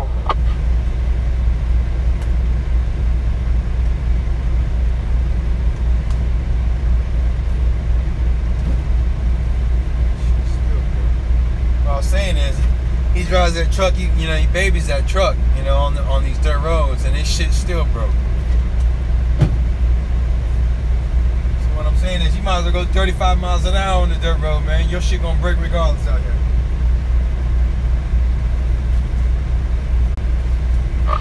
Pretty sure you got a copy.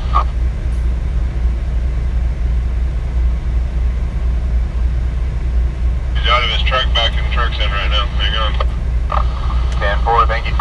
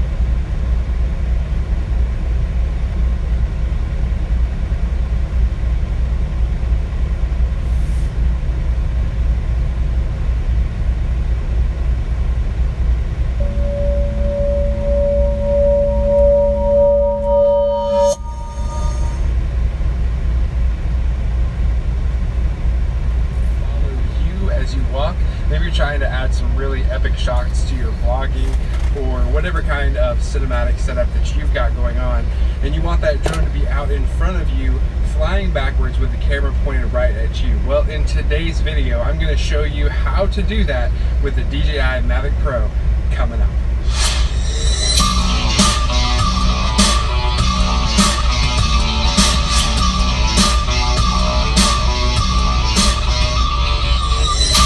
What's up, guys? Thanks so much for stopping by the channel today. My name's Timothy, and on this channel I focus on tech tools and tutorials to help you create the best content for your YouTube channels and your productions. So if you're new here, consider subscribing and sticking around. So before we get too far into the video, I wanted to take a second and show you a new case that I got for the Mavic Pro and the controller. I'm really enjoying these cases. I got them from Amazon. I'm going to leave links in the description below. Basically, it's just a small case that you can throw into any this, but follow me mode essentially links the drone, the Mavic's distance to the controller and keeps it in a fixed position. So you really lose control from the right stick. You do have altitude control from the left stick, and you have rotation of the Mavic. You also still maintain control of the gimbal, so you can rearrange shots if you need. The only thing is you have to be holding this controller in order to keep this working. So if you were to set the controller down somewhere and then have it track another subject, it's not going to work, right? It's linked to the controller. So this might work really well if you're on a bike, or if you're motorcycling or something like that, or in a car, that kind of thing, and you want it to maintain a link to the controller itself. But if you're, like I said, if you're being the person doing the filming, I still think that active track is the way to do that the most efficiently, because then you maintain control in that line of sight. But if you're the one that needs to be in the footage, active track still might be the best way. But anyway, I'm going to show you how to do the follow me mode on here right now. So let's get the drone up in the air and take a look. Alright, so just like any other mode, we're going to go over to the icon here. We'll swipe over on the second page, and you're going to see follow me mode up here on the top right. So you click on that, and it's going to say aircraft always flies synchronously with your movement. Keep a fixed distance away in follow me mode. You're going to hit apply, but the thing is you have to be within a certain altitude of 30 meters. So if I fly and lower my altitude, you'll see that it turns red here. That I'm at 28 feet. And as soon as I get up to, keep going, 33 feet, it turns blue. And that means it can be activated then. And so it does have to be at a certain altitude to start, but a pro tip here is you can start in this higher altitude and then lower using the left stick. You can actually lower the altitude of your Mavic, and it will continue to track. But in order to start, you have to be at this higher altitude. Now, when flying the drone backwards, obviously, it doesn't have a sensor back there. So you need to make sure that you don't allow this thing to fly into something else. So again, check your surroundings before you get started. All right, so I've enabled follow me mode. I should have brought my little miniature tripod today for this. I didn't think about it, but I've enabled follow me mode. We're going right now, and you'll see the angle of the drone is up and away from me. I'm just gonna walk some here, and you can follow on the screen with what the Mavic's doing. And as I walk, again, I want to keep a line of sight to my Mavic at all times, but it's going to actually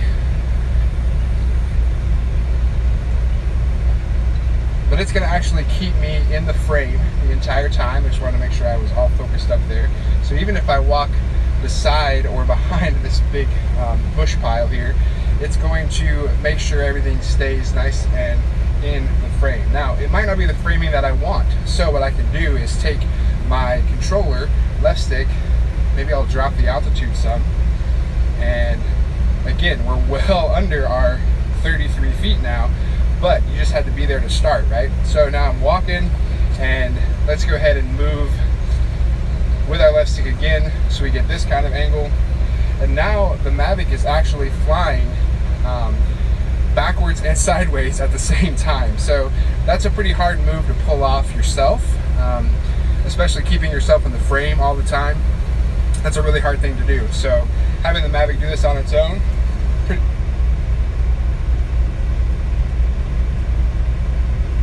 Hello, Discover Card. Hi, can you tell me about these new social security alerts I keep hearing about?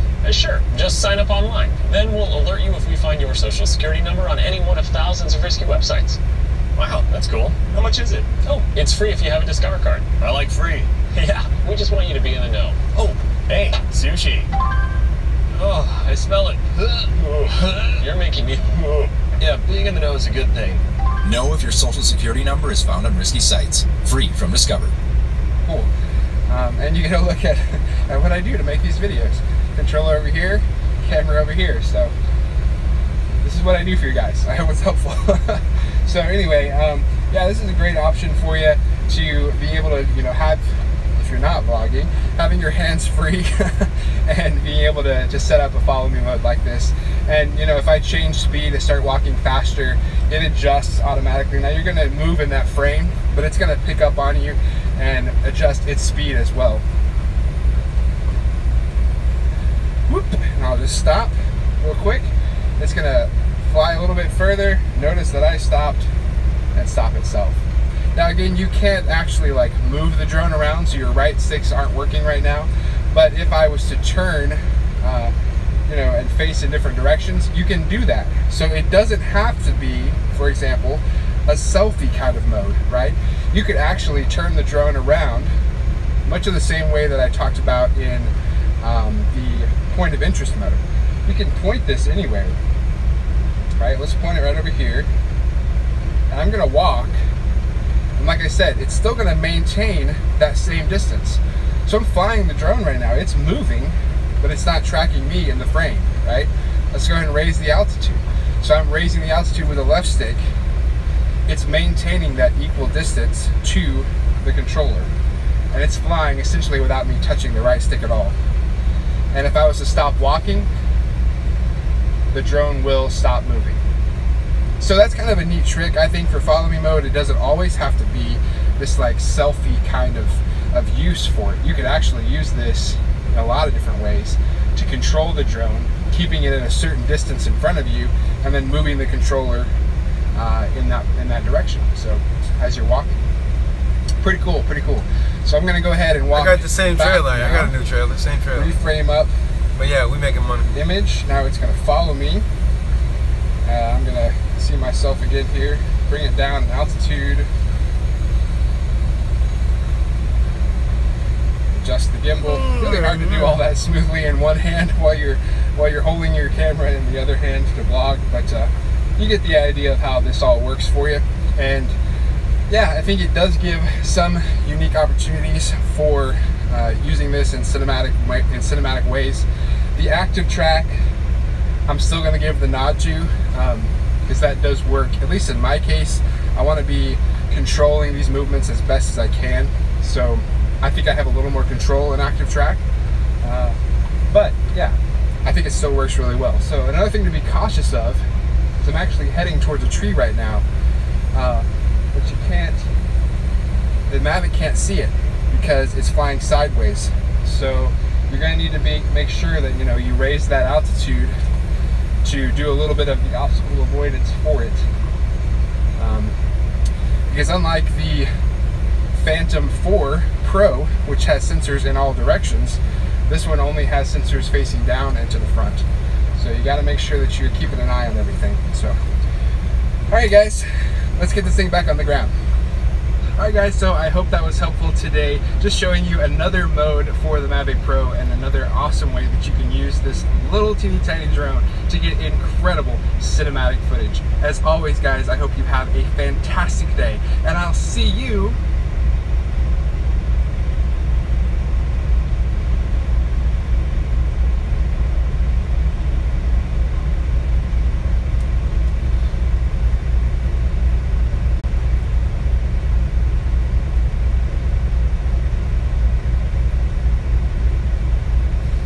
follow or not to follow?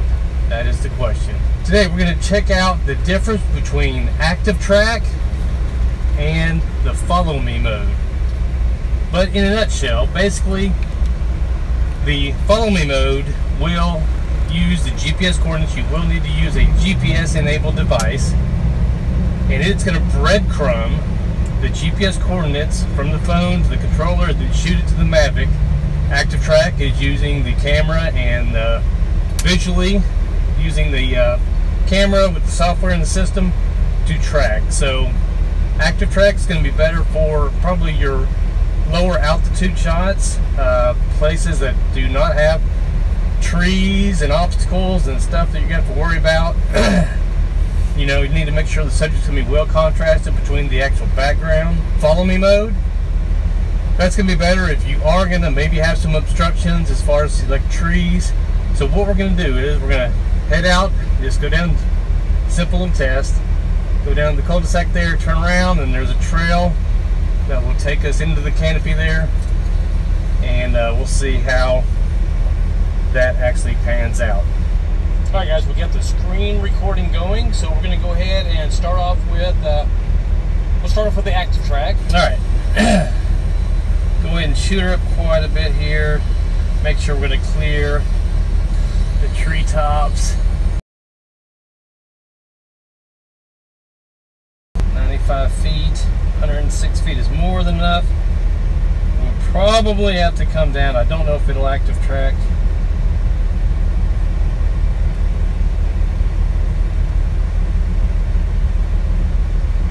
Alright.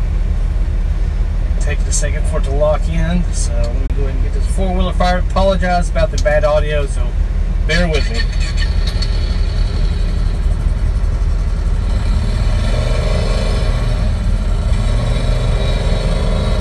So even though it says subject out of range, it's actually tracking me. It may lose me within those shadows.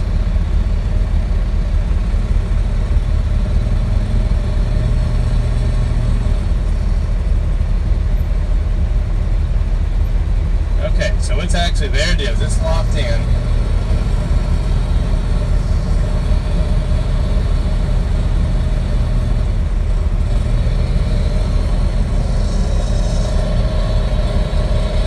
Bit of a trouble.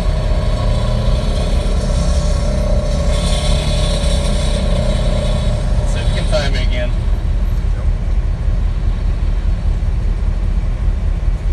Go ahead and try and see if it'll recognize us.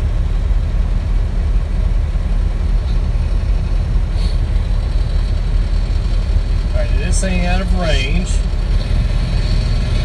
Yeah, North Dakota. There it goes.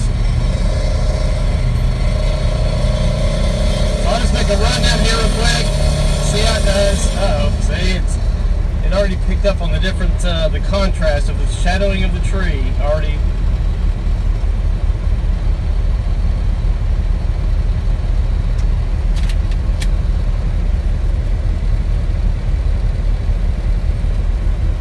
Alright, let's see how this works.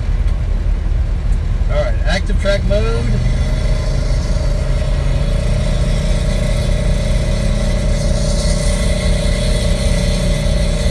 And again, it already has failed. Alright. Now, I mean, that should Active Track pretty nicely, but we're at a very low altitude.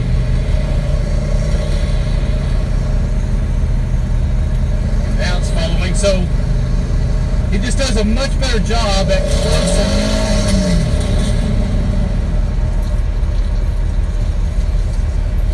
Does a much better job at closer distances.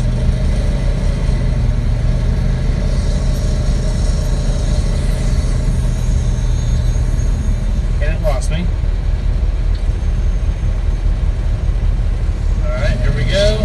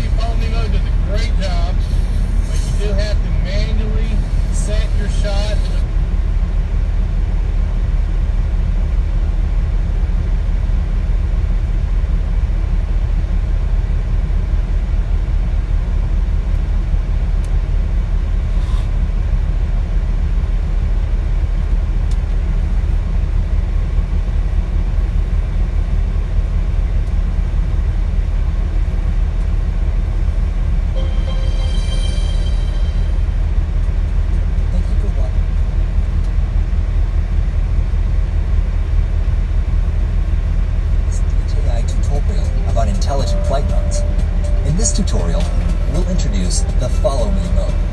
First, what does the Follow Me mode do? When Follow Me mode is turned on, the aircraft will follow the pilot from a constant distance. This is how you turn on Follow Me mode. Power on the aircraft and connect your mobile device to the remote controller. Open the DJI Go app and tap Enter Camera View to connect to the aircraft. Thank you for watching this DJI tutorial about intelligent flight modes.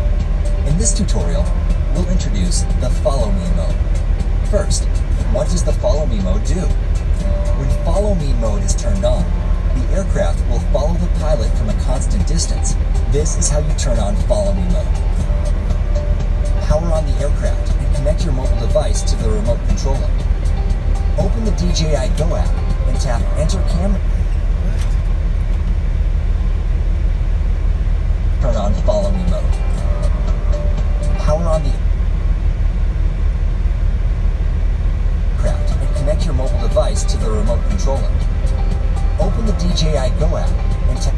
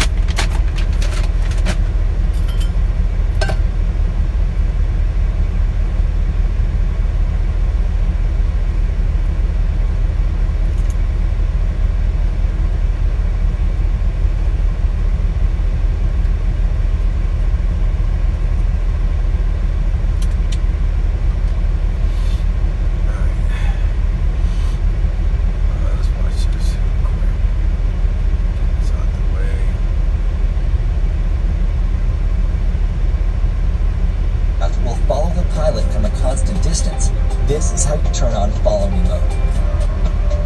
Power on the aircraft and connect your mobile device to the remote controller. Open the DJI Go app and tap Enter Camera View to connect to the aircraft.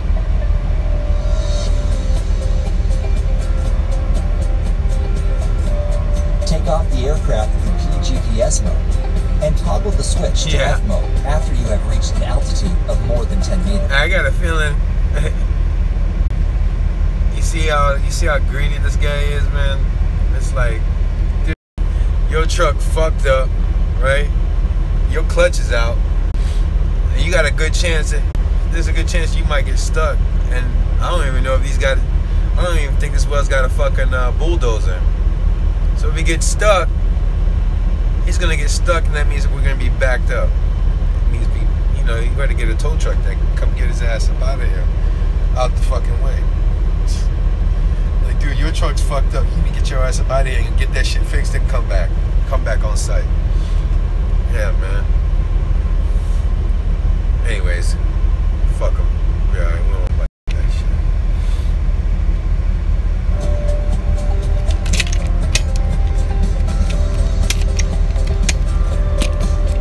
A notification asking if you want to enable multiple flight modes will pop up. Tap to confirm. Choose Follow Me mode, and a notification will enable multiple flight modes will pop up. Take off the aircraft in PGPS mode, and toggle the switch to F mode after you have reached an altitude of more than 10 meters. Right now? Wait. Open the DJI Go app and tap Enter Camera View to connect to the aircraft.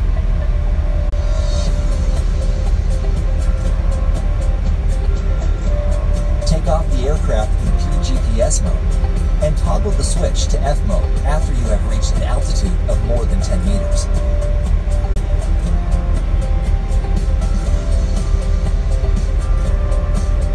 A notification asking if you want to enable multiple flight modes will pop up.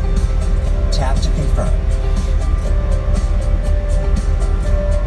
Choose Follow Me mode, and a notification will remind you that you the aircraft will move at a fixed distance from the pilot in follow me mode and display the altitude of the aircraft. Set the home point as my position or origin. If the GPS signal of your mobile phone is sufficiently strong and the aircraft's altitude is above 10 meters, you can confirm the distance between the aircraft and the pilot and the aircraft's flight altitude by tapping Apply.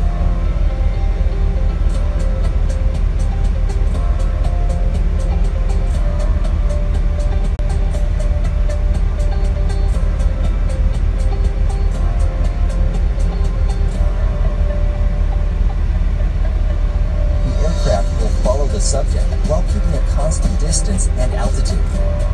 If the distance between the subject and the aircraft increases by more than 200 meters from the set distance, the aircraft will stop and hover in the air.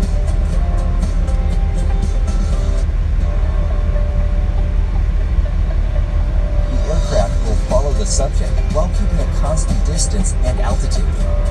If the distance between the subject and the aircraft increases by more than 200 meters from the set distance, the aircraft will stop and hover in the air.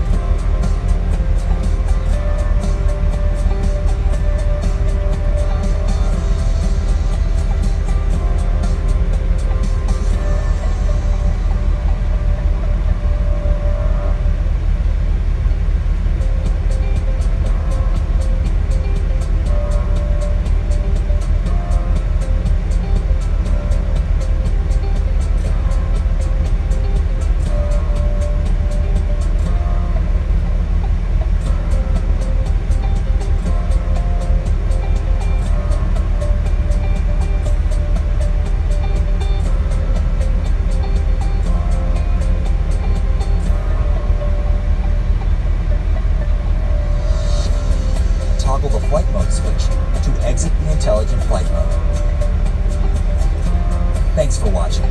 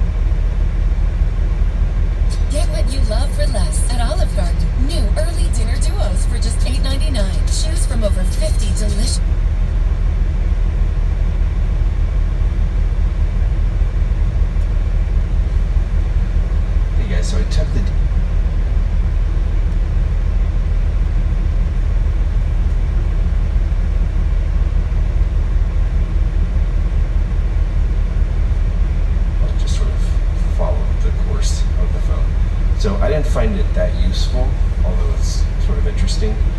What I did find really cool was the active track. The active track locks on to in this case, a person or a moving object or something like that. And it follows it, and not only does it follow it really well, like it keeps a very even pace following, but it also allows you to do a few different modes. So you can do a profile, which flies along the side and gets a profile of the individual that doesn't have object avoidance. Go ahead. Flying sideways. So you have to be a little bit careful about that. It also allows you to follow. 45,000 pounds of 100 tons. Okay, buddy, just line up out there with the other boys. Everybody, we're going to start bringing you in. We got to run this stage first before we blow off.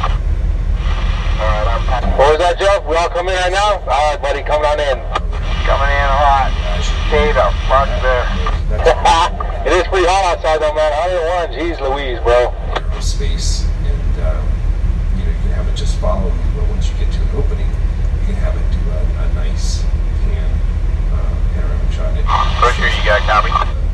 Target the whole time. The other cool thing about active track is that it has intelligent altitude, so to speak. So if you're walking up a hill, and I did test this out, it will increase the height of the drone as you go up the hill, so it doesn't hit the ground. The other thing that I was blown away by is that it is very precise in following. I took it through a few very tricky situations. One was a walking path or walking tunnel that goes underneath the road, so it's fairly narrow, and I would not have felt comfortable flying it freehand, because I would have been afraid of hitting the top of the tunnel or the sides as I was going through. But I had it follow me with active track. Wonderful job of following me. Go ahead. And it's got I'm coming the wrong path. I'm supposed to be at number 5. I was on my radio brief on the way over. Really close trees. In fact, the branches were sort of almost overlapping. And it did really well in that scenario too. The object avoidance didn't keep it from hitting one branch, which was a really small branch. It didn't impact the flight path at all. I just heard the propeller hit the branch a little bit and it kept flying. But I did test out the object avoidance with larger objects in it. It actually stopped. So anyway, it really is incredible what it does, and I can't wait to use it more in the future with hiking and things like that.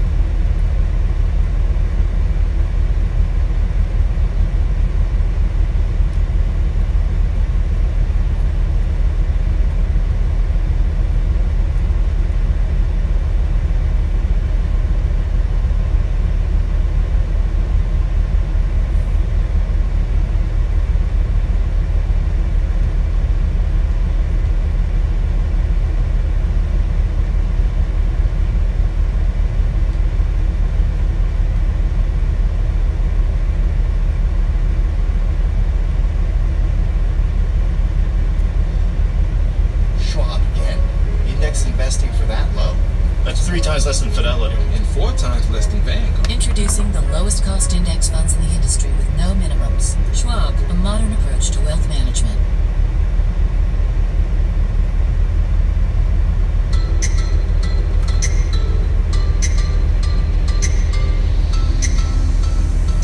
Phantom is the pinnacle of luxury. Not only due to sumptuous materials, but also, of course, due to quality, due to all the engineering which goes into this car. It is quite a historic moment we are witnessing here. It's the launch of the 8th generation of Phantom. Phantom is very special in itself. It is the longest standing model name in automotive history, over 92 years now.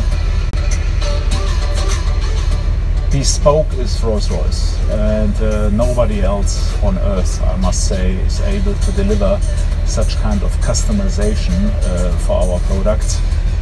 Your imagination is basically our limit. You tell us what you want to have and we're gonna build it.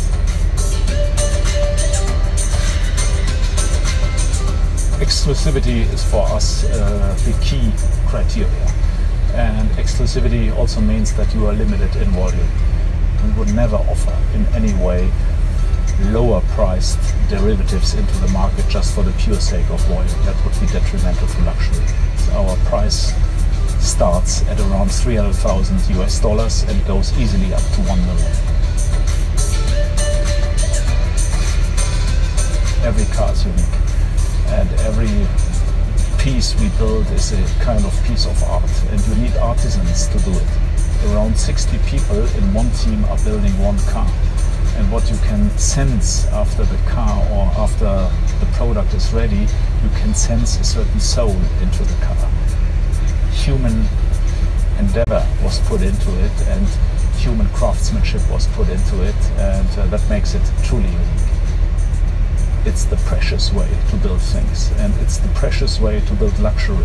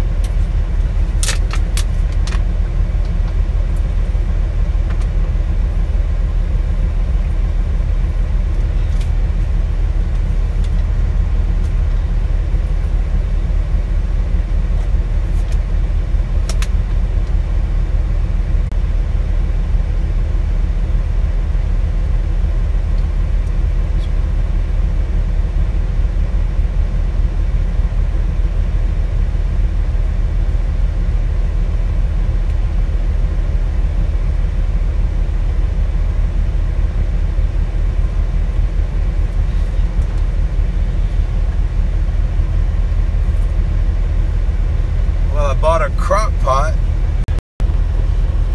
So I bought a crock pot yesterday. Bought like, I think, what is it? 4 pounds of beef. 4 pounds of beef. I should have bought some vegetables, but I didn't buy any vegetables, like some mushrooms. Put in like a spaghetti sauce, but without the noodles, right? Anyway, so you got tired of eating those those meals, because I wasn't gaining anything really. I'm just getting skinny. I'm still skinny as fuck right now. So I'll start getting back on my meat program. So I should be eating about a pound of beef, maybe 2 pounds if I get 2 pounds in. So a pound, if I could do a pound a day of beef, that's great. 2 pounds, it's even better. But yeah, I'll start doing that. I need to add some flavor. It didn't taste so good, but it tastes alright. It tastes good. So what I put in there was just tomato sauce, salt, and that's it. That's it. It didn't really have that much flavor. But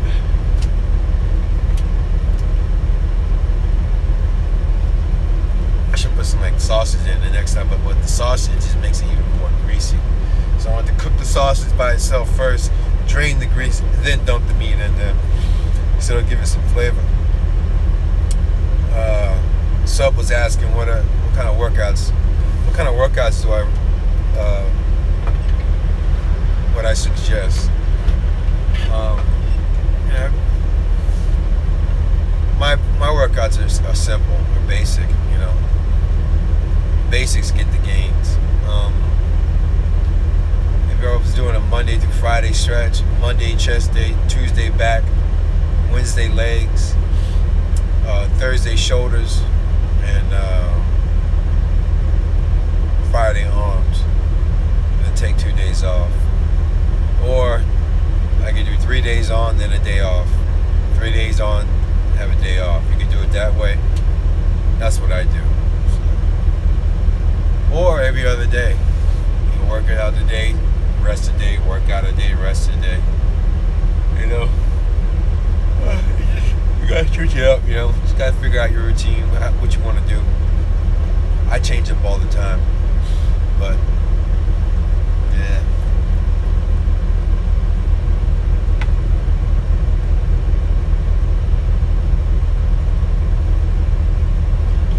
I want to throw the drone up, but safety has said something to me about drones, so I don't want to push my luck with safety. It's my money, you know. So we can wait. I try to do a few videos a day. Didn't work out so well. I think I was just too far. I don't know what's up, but 89%. I don't know what's up, but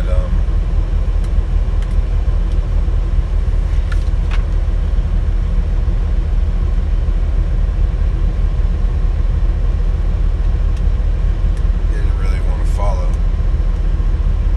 I got some footage though. It's not the best. We're still trying this out.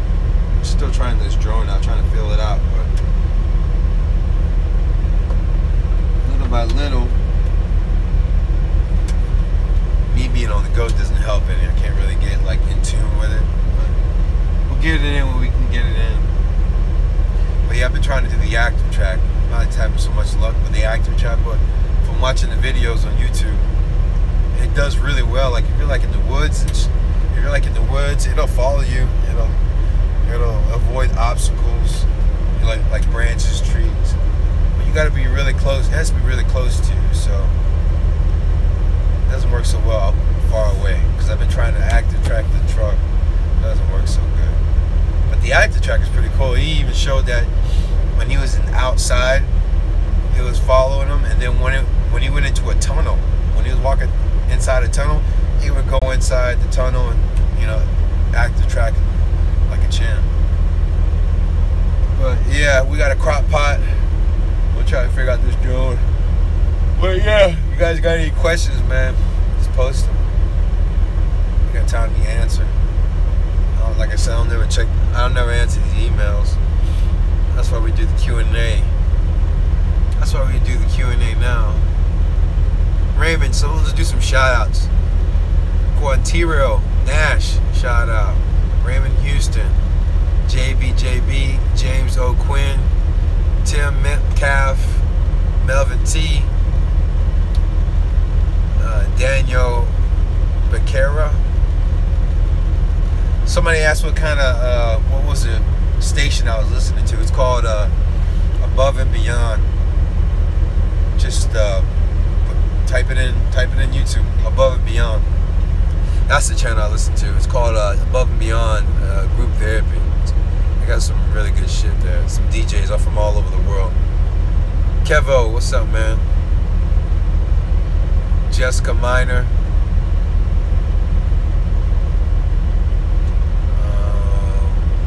Bass Finder. And my boy Chase and Andrew. Always got to give a good shout out to him. Constant Dunn. Oh, thanks, bro. He says, hey, I love your channel. Thanks, bro. Dillard James McKinley. Is that it? Very Swift. Shepherd. Damn, you got a long fucking name. Mullencomb. Okay, what's up, man? Dillard James McKinley. Michael Dalton. Daniel. Already got you. Noah Mativa. I know I'm brutal your name, man. Chris Sanchez. Tizzo, what's up? 4309NE20. What's up? Dollar. Will. Nathaniel Wilson. I might even mention. Kayla. Stephanie Alexander. Always a big shout out to my boy Casey. Nazit. K. Nelson. Dave Clark. Daniel. Alexis. Donato. Big shout out to Timothy Sykes. DJ Roxy. Rochelle. What's up?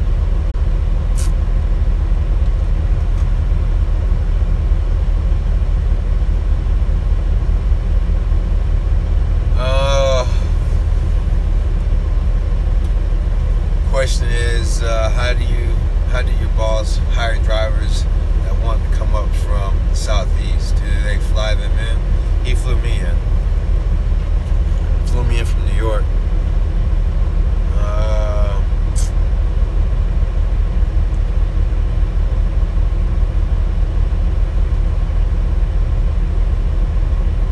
No, you got no, I'm in Williston, North Dakota. As where am I in Texas? I'm not in Texas. Let's see.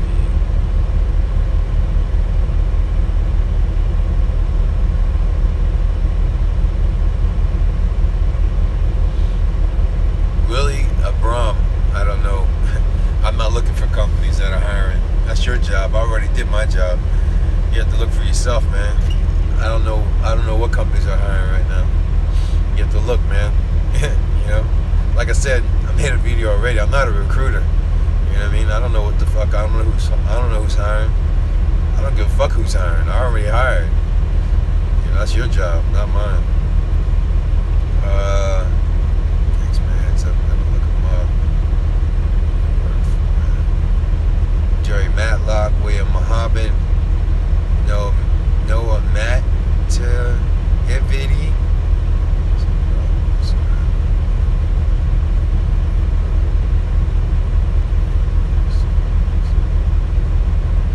Good job, Noah.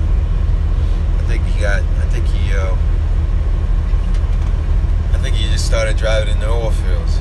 Tess, I just got to get the background check in. Right on. He says, alright, he says, what is this? Noah, okay, he says, what's up, bro? I'm a subscriber, watched your video 1 month ago, and it got me thinking. I had my interview yesterday, and it went well. I'm starting next week, frac sand, bro. Thanks, bro, for the info. Yeah, you're welcome, brother. God bless you, brother. Thank you for the info. I think I'm gonna head to Texas to run some frac soon. I don't see how people not subscribing to giving us golden, man. Hey, it is what it is, right? It's not for everybody. But yeah, thanks for the comment, man. What area in Texas? All right, Real Life TV. What's up, man? Yermeria? Nevada Red? I don't know. Is this his take home company driving? Yeah, I need to get my ass out there.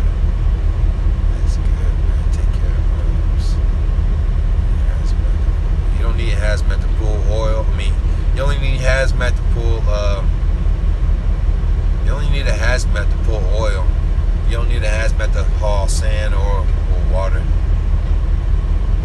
Yeah. Let's go back to the comments. Let's see. Fuck you, monkey, hook me up. Rafael Lopez, you gotta hook yourself up, bro. Falling Leaf, what's up, bro? My G, glad to finally see him. Not the only one out. Oh, okay, he said he's working out too. Good job, bro. Scott Morlock. Straight trucks. I'm not sure about straight trucks. Yeah, so I don't really know. Yeah, they got straight trucks, I think. I don't know. They got every truck out here. They got every fucking truck out here, so yeah, I'm sure. Android Gaming 1991. What's up? He said he really enjoys my channel. Yeah, it's good. I enjoy you watching. Larry Coranth. I'm fucking up you guys' last names, man. I was gonna say Larry C. You probably know who you are. He asked me, do I have my own truck? No, I'm just a driver. I drive somebody else's truck. Raymond Houston. He's like, fuck that motherfucker. So talking about on one of my videos, the guy just kept trying to pace, and anyways, I got the fuck out of the way, and so the sub was like, man, what a fucking douchebag. Let's see.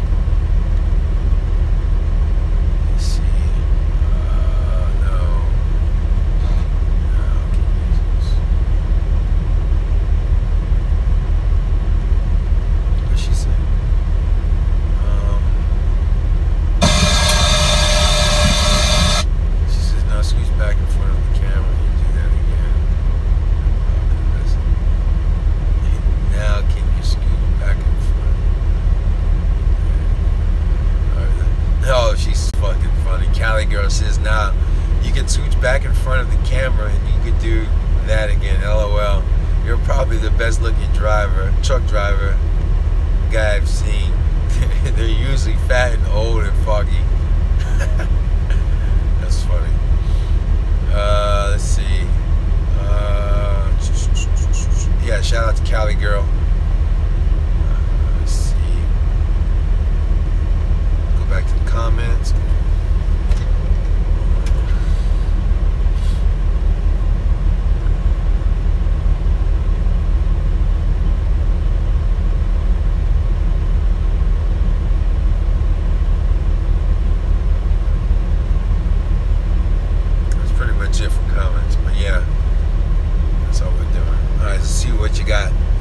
Question Q&A, man. If you guys got questions, man, throw them up. We'll get them answered right now. What you guys got? Raymond, what's up, man? How? What brand weight bench you got? I got I love my bench, by the way. It's I got the Hoist. It's a Hoist. That's what I got. My first one was a Hoist, so I bought the same brand. And I bought mine out of California. There's a guy in, it's called 360 Fitness. He's actually in Marin County. I used to live there growing up when I was in high school. But this is California, right across the bridge from the Golden Gate Bridge. It's where George Lucas has a studio. That's where he did Star Wars and shit there. But anyway. They even got a valley called George Lucas Valley there. It's pretty cool. Anyways, yeah, 360 Fitness. If you Google them, 360 Fitness. They're in San Rafael, I think, California. Anyways, you can order it and they'll have your shit shipped there. But what else is jazz? The weights, whatever. Rates, I don't have a specific name. Weight is weight, but I gotta make sure I get the real shit, you know. The real shit, like the Olympic plates, make sure they're, you know, the heavy duty steel plates. It's okay to use the rubber ones too. You know what I mean? Whatever.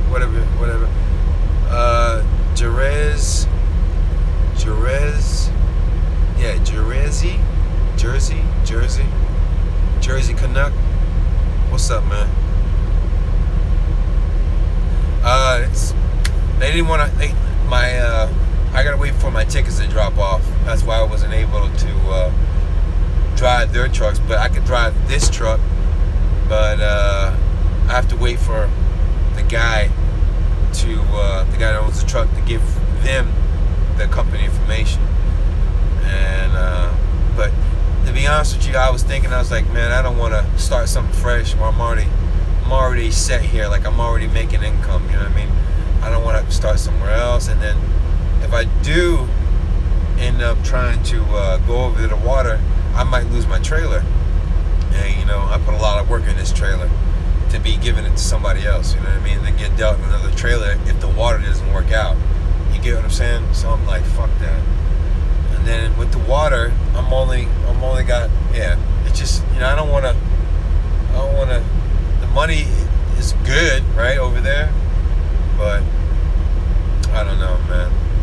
It'd be a gamble is what I'm saying. It's a gamble. You know, if I go over there, I could lose my trailer, and I'll be stuck with a piece of shit trailer and have to start fresh, and then have to, you know, take that trailer in. And it's just like, oh no, I don't even want to deal with that. So I'm good right now. I'm not greedy. You know, I'm still making, like, my last check was like $4,200 for 2 weeks. So it's $2,000 and change a week. Still good money. It's great money compared, you know, people are not making that kind of money. You know what I mean? They're not making that kind of money. You know, like I got a girlfriend in Dallas and Austin, and she's a VP Chase. She works for VP Chase. I mean, she's a VP at Chase Bank. So, anyways, you know, I asked her just to compare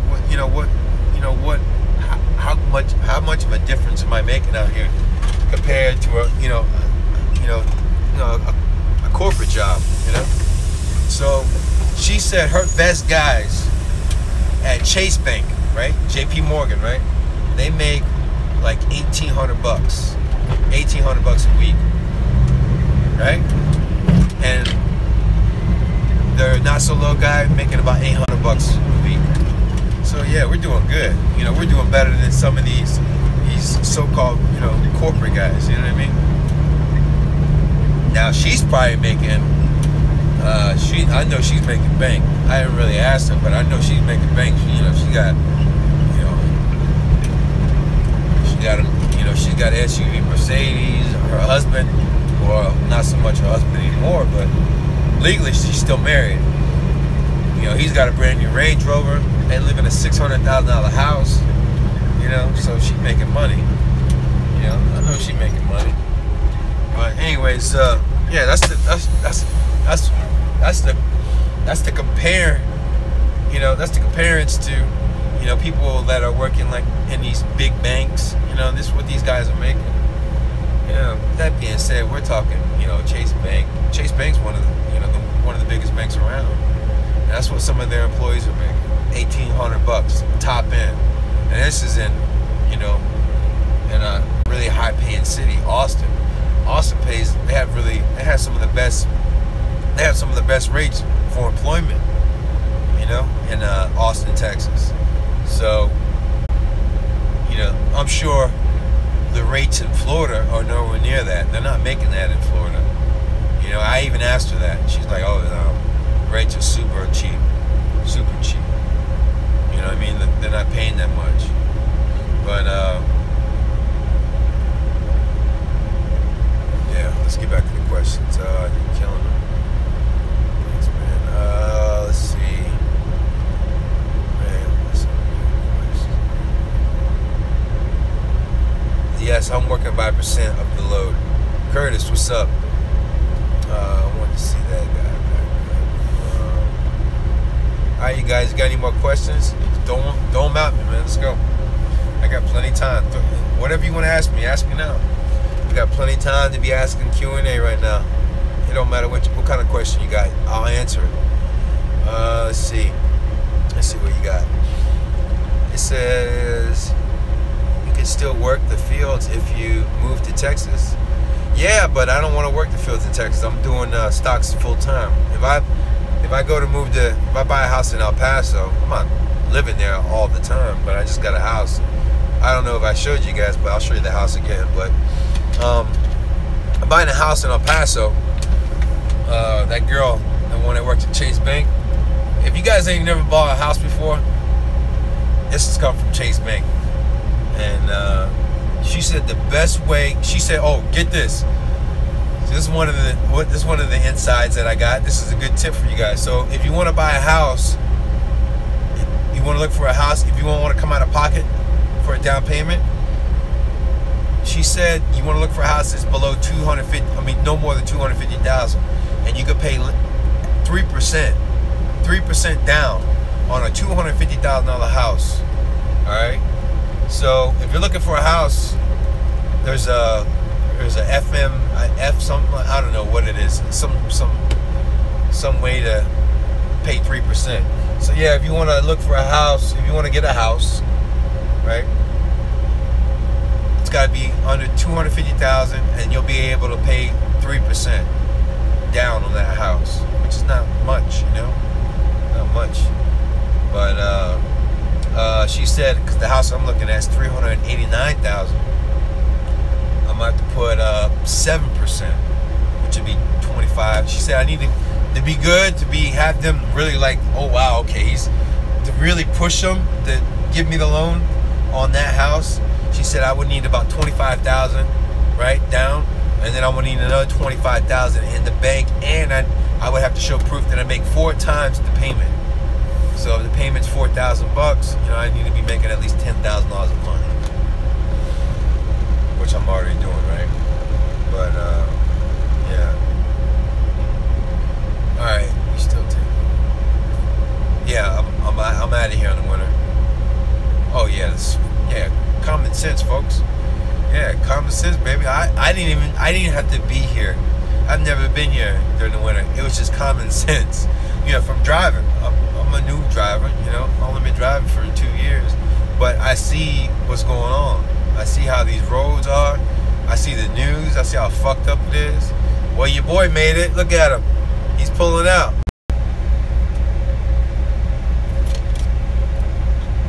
Hey, Pusher, you still got trucks coming in for 100 mesh?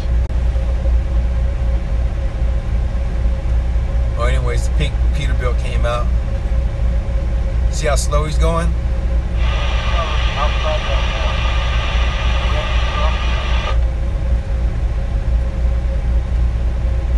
Well, anyways, he's coming out of this. He's coming out of this. He goes really slow. Yeah, he's outside his truck, bro. All right, thanks, bro. He takes his Peterbilt really, really slow, right? And this is how he drives all the time, right? And I had passed him one time, and it's a really nice Peterbilt. This is probably one of the best looking Peterbilts in North Dakota. This one right here, and there's a blue one, a blue-gray one, mixed color with some graphic designs. They're probably the best 2 trucks out here in North Dakota. The other one's a hopper. This one's he hauls a sand can. And this is a company driver. This is a company truck, so yeah, this is not an owner-operator. This is an actual company truck. Yeah. Company truck right here, buddy. But look how slow he's going. I had to pass him. He had said something to me about, I didn't say shit to me, but he said something over the radio. I ain't pay attention. You know how these motherfuckers on the radio, they just want to be talking. But anyways, but yeah, check this Peterbilt. It's fucking sick. Yeah, it's a company truck. Company truck, man. But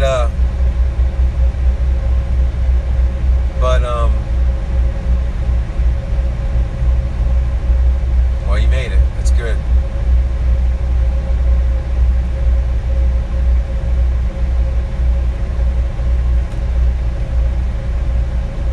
Yeah, I'm out of here. Hey, we're gonna pull you right in front of that mover 4 out of the alley here. I gotta pull a couple more trucks in there.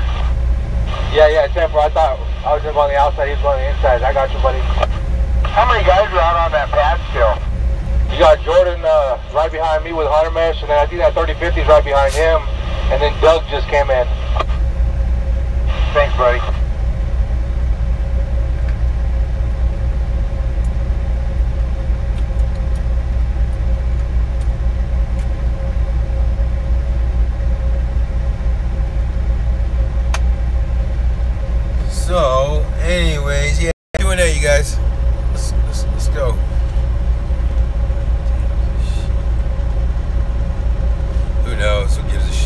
yeah. You know, well, my point is, he was going so slow trying to baby that motherfucker, right? So, man, when I drive my shit, I'm driving 35 miles an hour. I don't give a fuck. Because at the end of the day, it's gonna rattle apart anyways. It's gonna rattle apart anyways. It don't matter if you, and he is an example. Don't matter how slow, he's still slow. Look, he still ain't made it out of my view yet. He's still right there, and he's not even the road goes straight a little bit, then it turns, and you can't see him. He's out of sight. I can still see the cat. That's how slow he goes. Like you said, I was like, I don't sit here and fucking wait for this guy to fucking get to where he's get to the you know, the well site. He's like 2 or 3 miles back before you hit the well, and he's going so slow, and I passed his ass. I'm doing like 35, 40 miles an hour, man. So he said something on the radio. Yeah, that's that blue KW that passed me up. Motherfucker. Yeah, motherfucker, I passed you up. You think I was gonna sit here and wait for your little pretty ass to get there? It's like fucking waiting for a woman. It's like waiting for a woman to do her fucking hair and get ready to go out to the nightclub, man. Fuck, I ain't gonna wait for your ass, motherfucker. The fuck you think this is? It says 35 miles an hour, bitch. I'm gonna do 35 miles an hour. Just because you got that pretty ass truck, you want? Nah, man. Nigga ain't gonna wait for your fucking ass. But yeah, the motherfucker had said something. I was waiting for him to say something to me face to face, but he didn't do nothing. But he was looking at me like he wanted to, but he didn't say nothing. Come on, man. Ain't nobody got time to wait for you, motherfucker. Put some fucking gas in that damn truck. But yeah, my point is, you see, even if you were driving slow, even when you drive slow, your shit's still gonna fucking fall apart. You know, to be honest with you, if you drive slow on these bumpy roads, this is just my experience. The slower you drive on these bumpy ass roads, the worse it is on these trucks. The worse it is on these trucks. The faster you go over the bumps to where you don't even go down into the dip. You're like floating on water. You're floating, you're going. You know, so you got the bump and you're actually not going into the bump because you're going so slow. If you're going fast, you're going over the bump.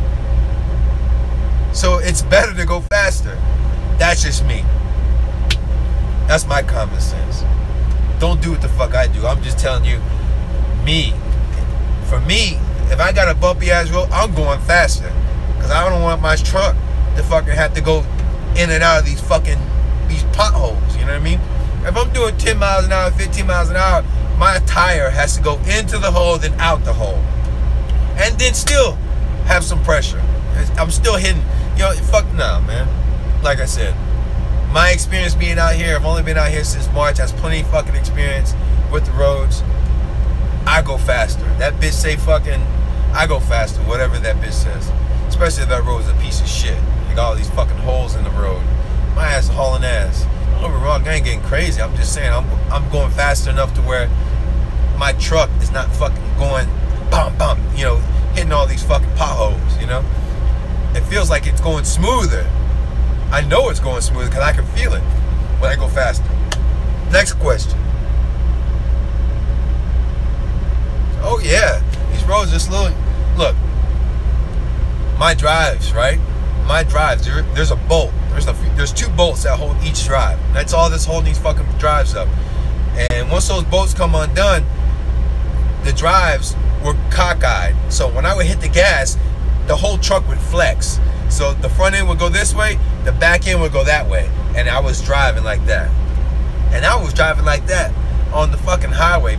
People were honking the horn saying, hey, look back. I said, yeah, I know. It felt like the frame was broke. I thought that's what happened. I thought the frame was broken. But the whole truck was going, it was driving like this. Instead of going straight, it was driving this way. Or actually this way. And that's how I was driving in the rain, trying to get to the Loves, or trying to get to wherever I was going. But yeah, just 2 bolts.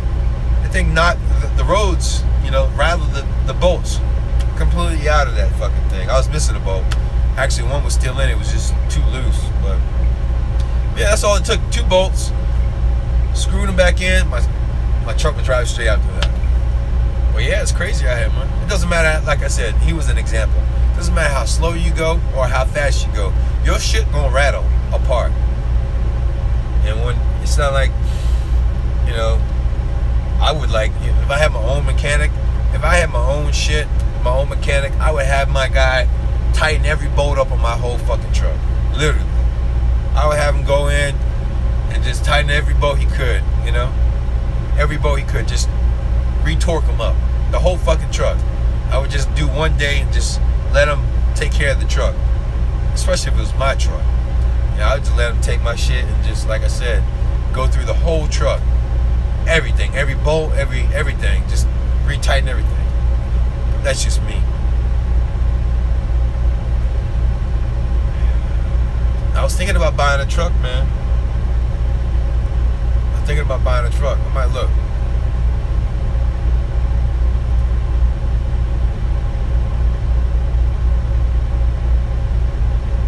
I got 3 more months.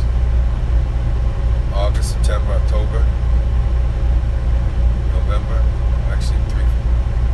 August, September, October. I got 3 months.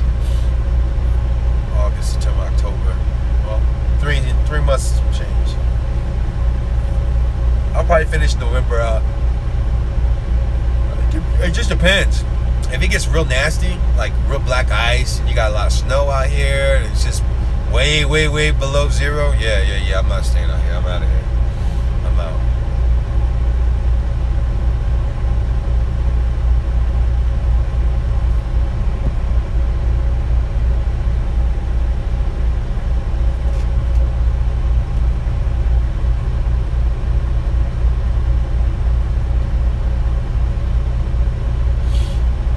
Yeah, so this week we're just cooking all food.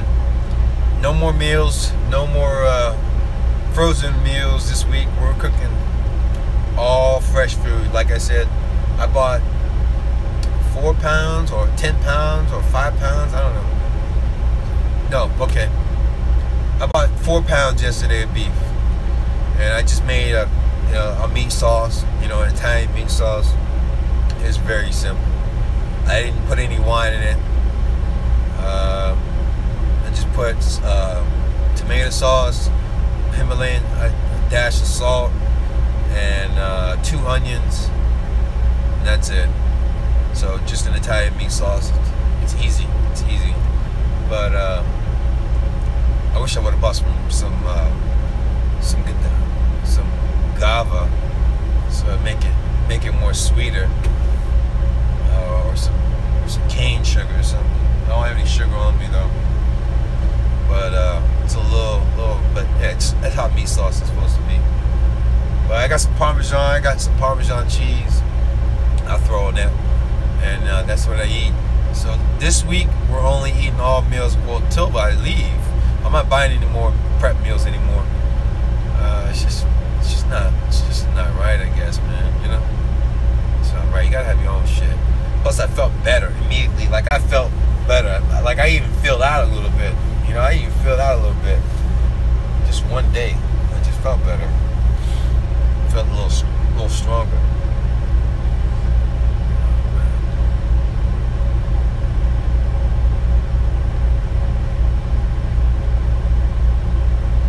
Had my girl in yesterday.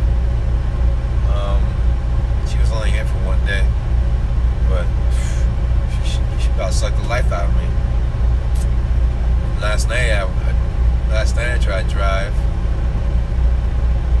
Oh man, that's the thing, man. See, you can't be having no females up here. They be, like I said, I'm not on my testosterone, so it's just like when I play with them, it's just like they suck the life right out of me, man. I'm just like, oh fuck. I'm like I said this morning, I didn't even hear the alarm go off, and I had an alarm in my shirt pocket like this. And in my shirt pocket, I was asleep, and I had a load. No, I was going to get a load, and it was like 3 o'clock in the morning. 3 o'clock in the morning. I wake up at 8 o'clock. That's 5 fucking hours, man. I was asleep.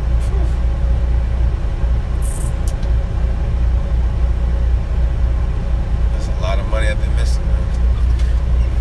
That's alright, man. It's cool. It's all good, Jess. It's all good. Oh, man. Oh, man.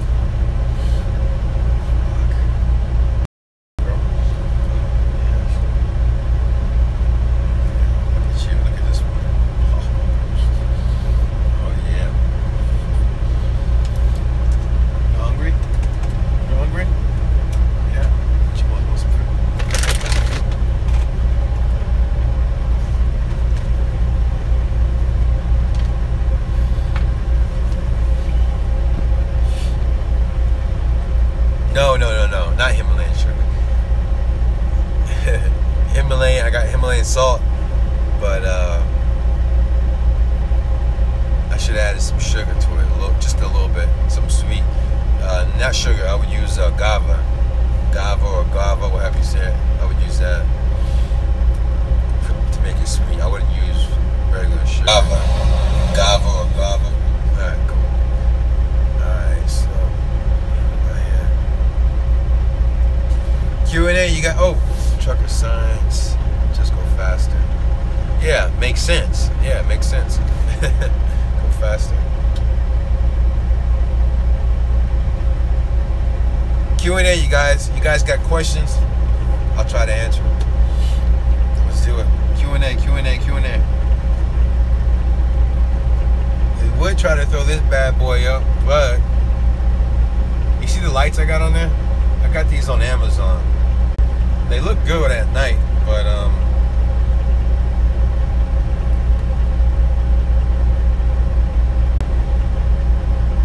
wow, damn, that thing is that's not good. You see that?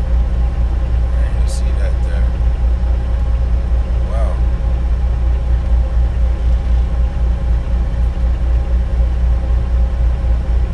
That thing ain't no problem.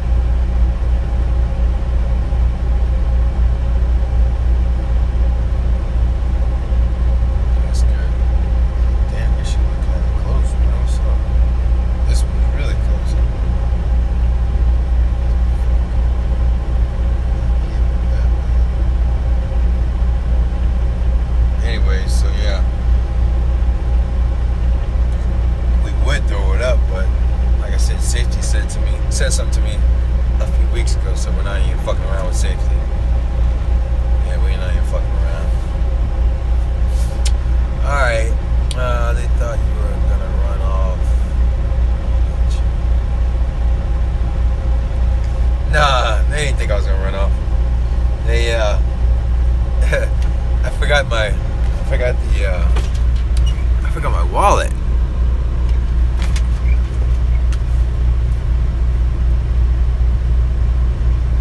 Forgot the wallet.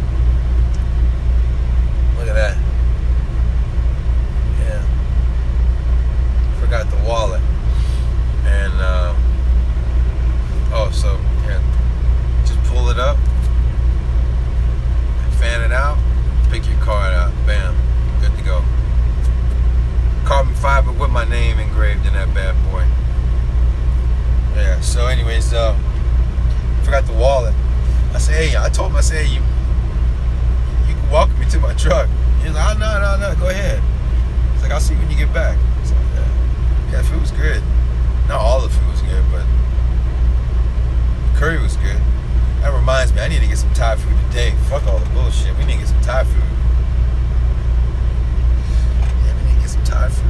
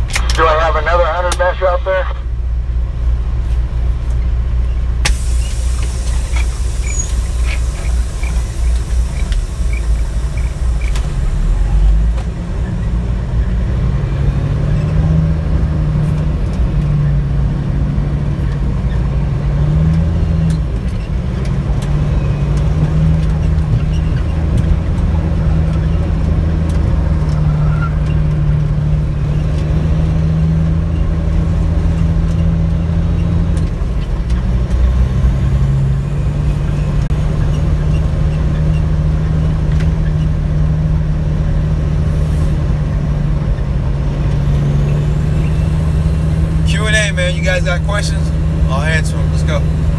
Throw them questions out there. Let's get them going. Let's get these questions going. I get plenty emails. We don't do emails. We do Q&A live, so we can get all the questions out, so everybody can see them and hear them. Oh man.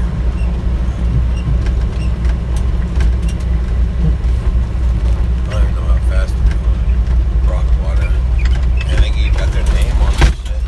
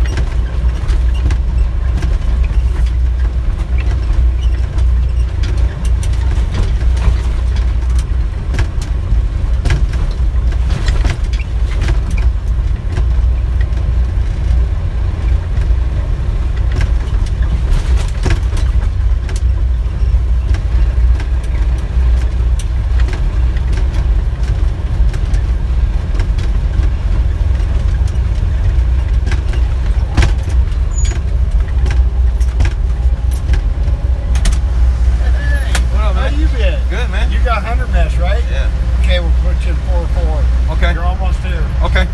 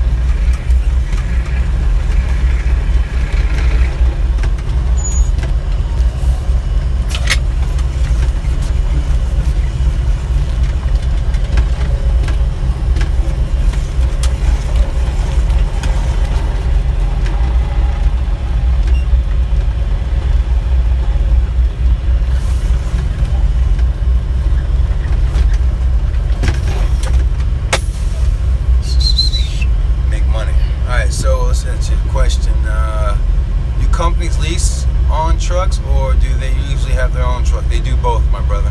You can buy a truck and get leased on, or you can have your own truck, or whatever you want to do. Did you follow up with Shorty that slid you her digits? Which one? There's a couple girls that be giving her digits, man. Which one you talking about? Yeah, gotta pick one. Gotta pick one. One hit me up on Walmart. You didn't even see that one, but yeah, one got me in Walmart just the other day. The other one was at the work. Yeah.